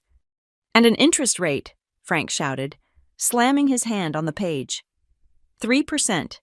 You are charging your own father interest. The IRS requires a minimum interest rate for family loans to avoid gift tax implications." Evan spoke for the first time. His voice was smooth, calm, and absolute. "And frankly, given your credit rating, 3% is a gift. The market would charge you 15 cents. "I don't care about the market," Frank roared. "This is family. Family doesn't charge interest. Family helps because it is the right thing to do. Money has no emotions. Dad," I said, leaning forward, "money doesn't care about your DNA. Money cares about repayment. You taught me that debt has consequences. Well, here are the consequences." "This is insulting," Diane said. reading over Frank's shoulder. Condition 1 liquidation of non-essential assets. You want us to sell the cars. You want me to cancel the country club membership. You can't afford them, I said. If I am paying for your roof, you don't get to pay for a fairway. And what is this? Derek pointed a shaking finger at a clause on page 10. Monthly budget oversight. We have to send you our receipts. Like we are children. You have acted like children, I shot back. Actually, that is an insult to children.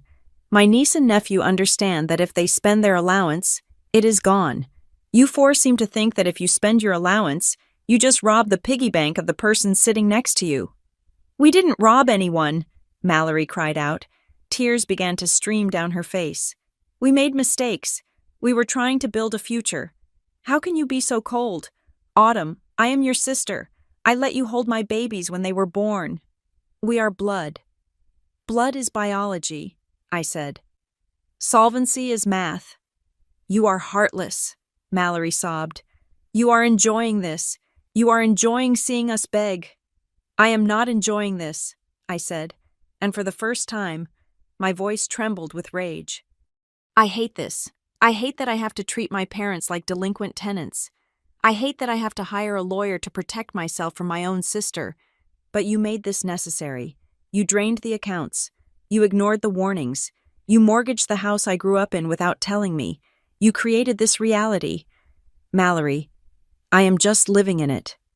We did it for the family. Diane wept. We wanted everyone to be happy. No, I corrected her. You wanted Mallory to look successful. You wanted to pretend everything was perfect. And you sacrificed my security to do it. You used my strength as an excuse to neglect me. And now you want to use my money to fix your mess. I stood up. I pointed at the binder. Here is the reality, I said. That binder is the only thing standing between you and the street. In that binder is a check that clears the foreclosure, settles the lawsuit, and puts the IRS on a payment plan. But it comes with chains. You sign it. You lose control. You follow my budget. You go to therapy. You admit to the family what you did. I won't sign it, Frank said, crossing his arms. I won't let my daughter humiliate me. I am the head of this house. You are the head of a house that belongs to the bank in 19 days, Evan said. Frank flinched as if he had been slapped. If you don't sign, I said, looking at each of them in turn. I walk away. I go back to Minneapolis. I keep my money, and I watch the bank take this house. I watch the court seize Derek's wages. I watch you move into a one-bedroom apartment, and I will sleep just fine, because I offered you a lifeline, and you slapped it away because it wasn't gold-plated. You wouldn't, Diane whispered. You are bluffing. Try me, I said. The silence stretched out. It was agonizing. The sound of the grandfather clock ticking in the hallway felt like a countdown. 24 hours, I said. Evan and I are flying out tomorrow afternoon.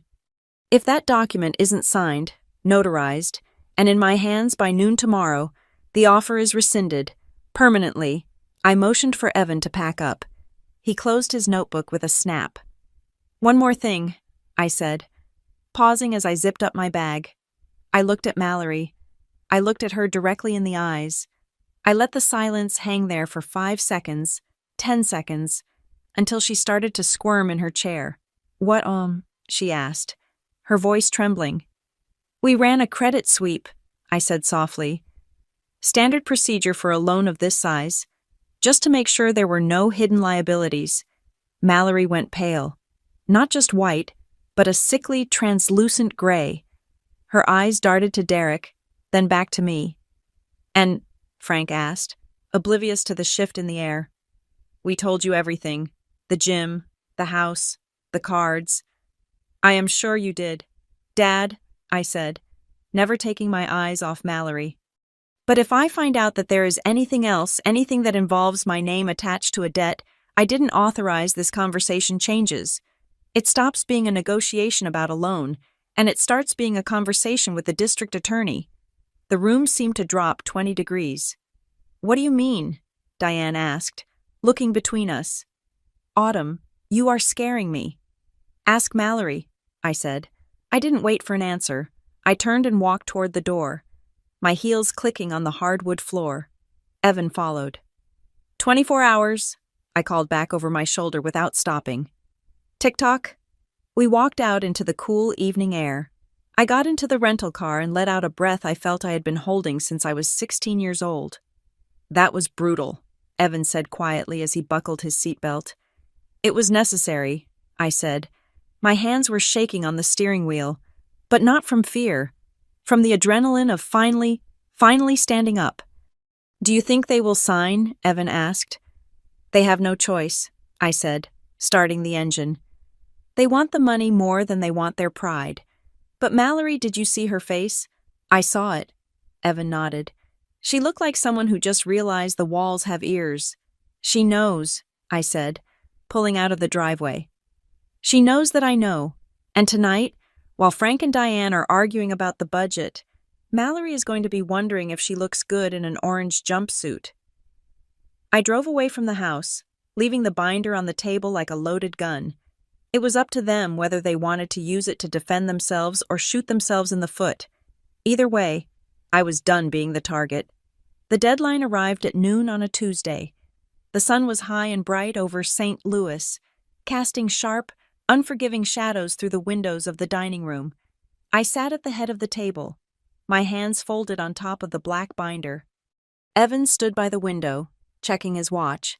At 11:55, Frank picked up the pen. The sound of the ballpoint tip dragging across the paper was the loudest noise in the universe. It was a scratchy, frantic sound, like a small animal trying to claw its way out of a box. He signed his name on the bottom line of the promissory note. Then he passed the pen to Diane. She hesitated, her hand hovering over the page, tears silently tracking through her foundation. She signed. Then Derek. Finally, Mallory. When Mallory signed, she did not look at me. She pressed the pen down so hard I thought it might tear the paper. She was trembling, a vibration that started in her fingers and shook her entire frame. She knew about the credit sweep. She knew about the affidavit she was signing, the one that swore under penalty of perjury and immediate loan default that she had never misused my identity. She signed it anyway. It was a gamble. She was betting that I wouldn't actually press the button. Or perhaps she was praying that her secrets were buried deep enough that my sweep wouldn't find the specific skeletons she had hidden. It is done, Frank said, his voice hollow. He sounded like a man who had just surrendered a war. Not yet, I said, taking the binder and handing it to Evan. Now the work starts. The dismantling of the perfect Perry family began the next morning. It was surgical and it was public. The first casualty was Derek's SUV. I stood in the driveway with a clipboard as the repo guys hired by me. Not the bank loaded the luxury vehicle onto a flatbed. Derek stood on the porch, watching. He looked stripped, without the car. He was just a guy in a failed business with a mountain of debt. How am I supposed to get to job interviews? He asked, kicking the railing. There is a bus stop 3 blocks away, I said, checking a box on my list. Or you can buy a used sedan with the $3,000 allowance I put in the budget. It is your choice. Next came the house. Mallory's house, the sprawling, 4-bedroom colonial with the unfinished deck and the cracking foundation was listed for a short sale. I managed the negotiations with the bank to avoid a full foreclosure on their record, but the house had to go. They moved into a 3-bedroom rental in a less prestigious school district. It was a perfectly adequate house. It had a yard, it had heating, but to Mallory, it was a prison. The kitchen is tiny, she complained as she unpacked boxes. And the neighbor's Autumn, there is a rusting truck in the driveway next door. You have a roof, I said, stacking plates into a cupboard. And you aren't being sued anymore. Learn to love the truck. My parents were not spared. The country club membership was canceled. The weekly landscaping service was fired. Frank had to mow his own lawn for the first time in 20 years. The biannual trips to Florida were erased from the calendar. They were living on a strict cash envelope system that I monitored weekly. It was humiliating for them. I knew that. But humiliation was a side effect of the medicine they needed to survive. I made sure the fallout did not hit the innocent. I set up direct billing for my niece and nephew. I paid their tuition, their lunch accounts, and their soccer fees directly to the school and the leagues. I bought them new backpacks and winter coats and handed them over personally. "Did Mom buy this?" Leo asked, hugging a new pair of cleats. "No," I said, crouching down to tie his laces. "I did, because I am your aunt and I love you. Your job is to play soccer and have fun. Let the adults worry about the money." Condition 3 of the contract was the one they dreaded the most: therapy. We met every Thursday evening in the office of Dr. Aris, who had flown down to St. Louis for the initial intensive sessions. The room was neutral, beige, and terrifyingly quiet. For the first 3 sessions, they deflected. They talked about bad luck and market conditions. Dr. Aris let them talk, her face impassive. Then, in the 4th session, she stopped Frank mid-sentence. "Mr. Perry," she said, "why did you never ask Autumn for help before the crisis? Why did you assume she was fine?" Frank shifted in his chair. "Because Autumn is the strong one. She has always been independent. Since she was a kid, we never had to worry about her." "Is she strong?" Dr. Aris asked. "Or was she neglected?" Frank opened his mouth to argue, then closed it. He looked at me, really looked at me. He saw the 31-year-old woman who was currently paying his mortgage, the woman who had built a fortress because no one else would build her a shelter. "It was easier," Frank whispered. The admission hung in the air. It was easier to think she was strong than to admit we were too tired to parent 2 children. Diane's breakthrough came 2 weeks later. We were discussing the family comes first motto. "I had to protect Mallory," Diane said, twisting a tissue in her hands. "She feels things so deeply. If she fails, she breaks. I was so scared that if I didn't prop her up, she would shatter." "So you used Autumn as the foundation to prop her up," Dr. Charis said. "You cannibalized one child to save the other." Diane started to cry. It wasn't the manipulative crying I was used to. It was the ugly, gasping sobbing of a woman realizing she had failed the one person she thought didn't need her. "I thought Autumn didn't need me. I thought she was better off without my meddling." I sat in the corner of the sofa. I didn't offer comfort. I didn't hand out tissues. I just listened. It validated everything I had felt for decades. But validation is a cold comfort. It explains the wound. It doesn't heal it. Then came the final requirement, the public confession. It was the annual Perry family Labor Day barbecue. Usually, this was the event where Mallory paraded her success and I hid by the cooler. This year, the atmosphere was different. The aunts and uncles knew something was wrong. The missing luxury cars and the canceled vacations had sparked rumors, but they didn't know the truth. We gathered on the patio. Frank stood up. He looked 10 years older than he had a year ago. But he stood straight. He held a piece of paper in his hand, a letter I had approved. "Everyone," Frank said. His voice wavered, then strengthened. "I have something to say." The chatter died down. Aunt Linda put down her potato salad. "For a long time," Frank began, reading from the paper, "Diane and I have told you all that Autumn was doing okay while we celebrated Mallory's successes. We allowed a narrative to exist that Autumn was distant, or unhelpful, or selfish." He took a breath. "The truth is, we have been unfair. We made terrible financial decisions trying to maintain an image that wasn't real. We jeopardized our home and our future. And when the walls fell down, it wasn't the successful life we built that saved us. It was Autumn." He looked up from the paper and found me in the crowd. "Autumn has stepped in to save this family home," Frank said. "She is the only reason we are not bankrupt today. We failed her as parents by not valuing her when she was building herself up from nothing. We are working to earn back her respect. I just wanted you all to know that—" The silence in the backyard was absolute. A bird chirped, sounding incredibly loud. Then, the murmurs started. Aunt Linda looked at me, her eyes wide, reevaluating 20 years of judgments. Cousins whispered to each other. I stood near the back fence, holding a bottle of water. I didn't step forward to accept their applause. I didn't want their pity or their sudden admiration. I just wanted the record corrected. Diane walked over to me. She looked like she wanted to hug me, but she stopped respecting the boundary I had drawn. "Thank you," she said softly. "You held up your end of the deal," I said. "That is all I asked for." I left the party early. I didn't stay for the cake. I drove to the airport and flew back to Minneapolis. I returned to my life. I went back to my condo, my quiet mornings, my job where I was respected for my skills, not my bank account. The months passed. The payments from AP Recovery Holdings arrived on time. The reports from the financial counselor showed that they were sticking to the budget. They were eating generic brand cereal. They were staying home on Friday nights. They were surviving. It felt finished. I had won. I had saved them. But on my terms, I had forced them to see me. I had forced them to respect me. I began to relax. I stopped checking my bank account 5 times a day. I started thinking about the future, maybe taking a vacation, maybe dating again. I thought the war was over. It was a Tuesday evening in November. I was making stir-fry in my kitchen, listening to a jazz playlist. My phone was sitting on the counter. It buzzed. It wasn't a text.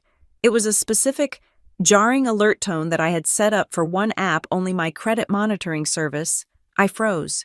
The spatula hovered over the wok. Probably a glitch, I said to myself, or maybe a routine check. I wiped my hands on a towel and picked up the phone. I unlocked it. The red banner was across the top of the screen. Alert, new credit inquiry detected. My heart skipped a beat. A hard, painful thump. I tapped the notification. Inquiry type auto loan. Amount requested $45,000. Lender Midwest Auto Finance. Applicant Autumn Perry. Address used 1402 Oak Street. St. Louis. M.O. The world stopped. 1402 Oak Street. My parents' address.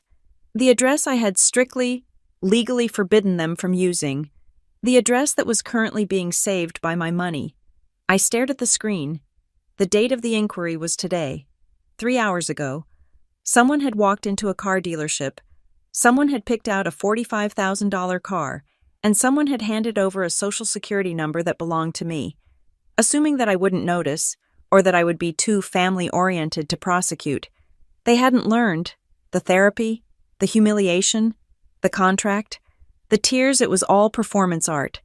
The moment they thought I wasn't looking, the moment they felt a little bit of pressure or desire, they reverted to the default setting, Autumn will fix it. Autumn won't mind. But it was worse than that. This wasn't just a lapse in judgment. This was a violation of the affidavit. This was fraud. Again. I felt a coldness spread through my chest that was deeper than anger. It was the absolute, 0-degree realization that some people cannot be saved because they do not want to be saved. They only want to be subsidized. I didn't scream. I didn't cry. I didn't call the dealership to cancel the application, not yet. I took a screenshot of the alert. Then I opened the family group chat. The last message was a picture of a pumpkin pie Diane had baked, with the caption, "Living within our means." I typed one line. My fingers were steady. "We are meeting again. Immediately. All of you." I hit send. I turned off the stove. I wasn't hungry anymore. I went to my closet and pulled out my suitcase. I didn't pack for a visit. I packed for an execution. They had signed the contract. They had agreed to the terms. And now, they were going to learn that the final notice wasn't just a piece of paper I found in a drawer. It was me. I did not knock this time. I did not use a key. I let Marcus. The attorney Evan had referred me to a man who looked like he carved statues out of granite for a living, open the door. We walked into the rental house my parents now occupied. It was smaller than the home I grew up in, with beige carpets and low ceilings that seemed to trap the heat. The air conditioner was humming loudly, struggling against the St. Louis humidity. But the moment we stepped into the living room, the temperature seemed to drop 20 degrees. My family was waiting. Frank sat in a recliner that looked too big for the room. Diane was on the sofa. Her hands clasped so tightly, her knuckles were white. Mallory and Derek sat on folding chairs near the window. They looked like students waiting outside the principal's office, terrified and resentful. I did not sit down. I stood in the center of the room. Marcus stood next to me, placing a heavy briefcase on the coffee table. He opened it with a sharp snap that made Derek flinch. "We are not here to negotiate," I said. My voice was calm, but it felt like shards of glass in my throat. "We are here to review the evidence." Marcus pulled out a file. It was thick. He laid 3 copies of a document on the table, spreading them out like a dealer laying down a royal flush. "This," Marcus said, his voice deep and resonant, "is a loan application submitted to Midwest Auto Finance 48 hours ago. It requests a principal amount of $45,000 for the purchase of a luxury SUV. He pointed to the bottom of the page. "And this," he continued, "is the cosigner section. The name listed is Autumn Perry. The social security number matches my client's. The address matches this residence, which is fraudulent. And the signature." He paused, letting the silence stretch until it was almost unbearable. "The signature reads, Autumn Perry. But my client was in Minneapolis when this was signed. We have flight records and office security logs to prove it." I looked at them. I looked at the people who shared my DNA. "Who signed it?" I asked. Frank looked at the floor. Diane stared at a spot on the wall, her lips moving silently as if in prayer. Mallory was chewing on her thumbnail, her eyes darting around the room. "It was a mistake," Derek said. His voice was a croak. "We were just testing the rates. We didn't mean to actually submit it without asking you. The finance guy, he must have pushed the button too early. Testing the rates doesn't require a forgery." "Derek," I said, "and the finance manager at the dealership told my investigator a very different story. He said a woman claiming to be Autumn Perry called in to authorize the credit pull." I turned my gaze to Mallory.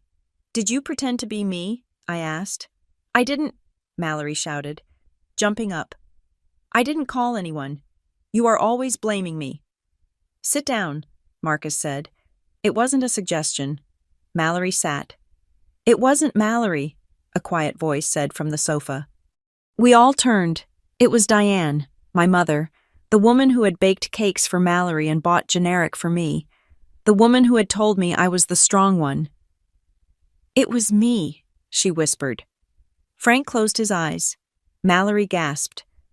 "You," I asked. I felt the ground shift beneath me. "You impersonated me." "I had your old information," Diane said, her voice trembling but gaining speed, fueled by a desperate, twisted logic. "Derek needs a car. Autumn. He can't get a job without a car. And with his credit ruined and ours tied up in the agreement, there was no other way. I thought if we just got the loan approved, you would see that it was necessary. I thought once the car was here, you would understand. You have the money. You wouldn't even notice the monthly payments if we handled them." "You thought I wouldn't notice fraud?" I asked. "I didn't think of it as fraud," Diane cried out, tears spilling over. "I thought of it as helping. I thought you would fix it. You always fix it. Autumn. You always find a way to make things work. I just needed to get the ball rolling so you could step in and save us like you always do." The confession hung in the air, toxic and illuminating. "I just thought you would handle it. That was it. That was the core of their love for me. They didn't love me. They loved my utility. They loved that I was a machine that absorbed their chaos and outputted stability. They didn't see stealing my identity as a crime. They saw it as flipping a switch to turn on the generator." "I am not a generator," I said. "I am a person." I looked at Marcus. He nodded and pulled a second document from his briefcase. This one was stapled on blue legal paper. "This is a police report," Marcus said. "It details the crime of identity theft and wire fraud. It names Diane Perry as the primary suspect and Derek Hale as the beneficiary of the fraud." Frank's face went gray. "Police Autumn. You called the police on your mother." "Not yet," I said. "This is a draft. It has not been filed." I placed a separate document on the table. "You have 2 choices," I said. "And unlike your financial problems, this is not a negotiation. This is a sentence." I pointed to the document on the table. "Option 1, I said. "You sign this affidavit of admission, In it, you admit to attempting to defraud a financial institution using my identity. You admit that the signature is a forgery. You agree to cooperate fully with the bank to retract the application, and you agree to the immediate termination of the bailout agreement we signed last month. Termination? Derek asked, panic rising in his voice. But the house, the lawsuit, the bailout is canceled, I said. I am not financing people who steal from me.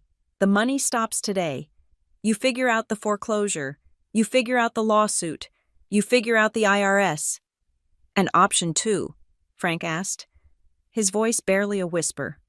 Option 2, I said, picking up the blue police report. I leave here. I drive to the precinct, and I file this. You go to jail. Mom, Derek goes to jail for conspiracy, and the kids go into foster care because Mallory can't support them alone. Diane let out a wail that sounded like an animal in a trap. You wouldn't, Autumn. I am your mother. And I am the victim, I said. You stopped being my mother the moment you decided my credit score was more important than my consent. Please, Mallory begged, sliding off her chair to her knees. Please, Autumn, don't send them to jail. I will do anything. We will sell everything. Just don't put them in jail. Then sign the affidavit, I said. Admit what you did, and accept that you are on your own. Frank looked at the papers. He looked at his wife, who was sobbing into her hands. He looked at Derek, who was staring at the floor in defeated silence. If we sign, Frank asked, you walk away. No money, no help. I walk away, I said, and I never come back. Frank picked up the pen. His hand was shaking so badly he had to steady it with his other hand. He didn't look at me. He signed as a witness. He pushed the paper to Diane. Sign it, Diane, he rasped, before she changes her mind. Diane signed. She didn't read it. She just scribbled her name, her tears blotting the ink. Derek signed. Mallory signed. When the last signature was dry, Marcus took the document and placed it in his briefcase. He locked it.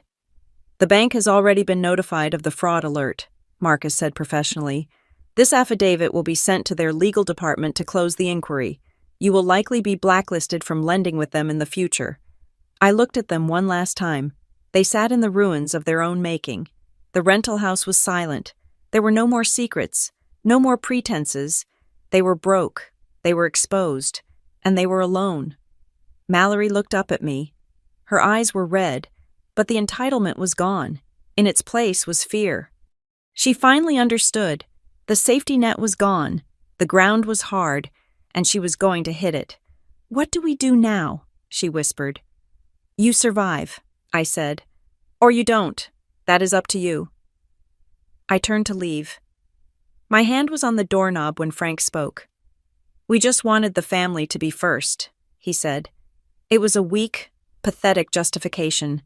Muttered to the carpet, I stopped. I turned back one last time. You got your wish, I said. Mallory's family came first, and I came last, just like you always said. I looked at my mother, who couldn't even meet my eyes.